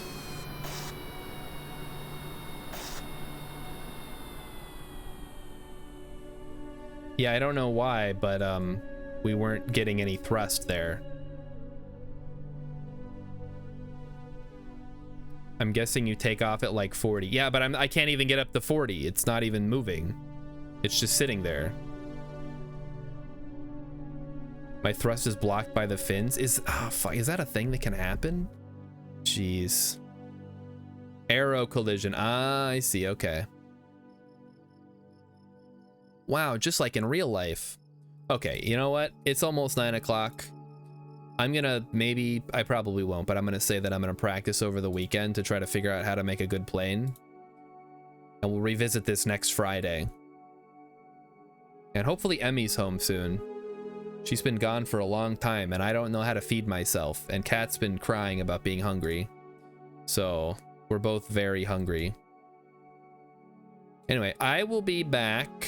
If you'd like to join us for gaming tomorrow, don't forget 1 o'clock is the game time. I don't know what we're doing, but if you join in, you can participate in the voting process to see what we're playing. Otherwise, I will be back on Monday. Yes, Monday, that is correct. And we will be playing maybe Europa Universalis 4, maybe something else.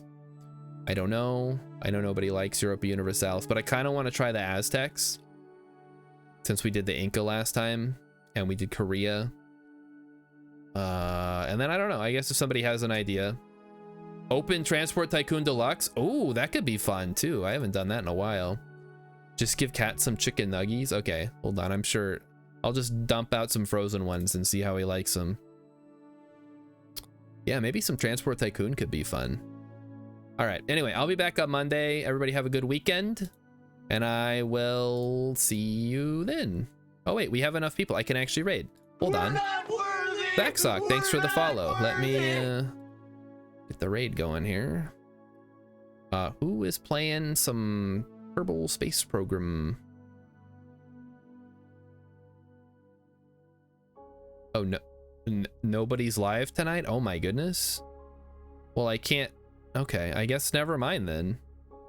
Oh, hey, Emmykins is here. Hi and bye. Hi, Emmy. Okay, well, have a good night, everybody, anyway. I'll see you guys on Monday.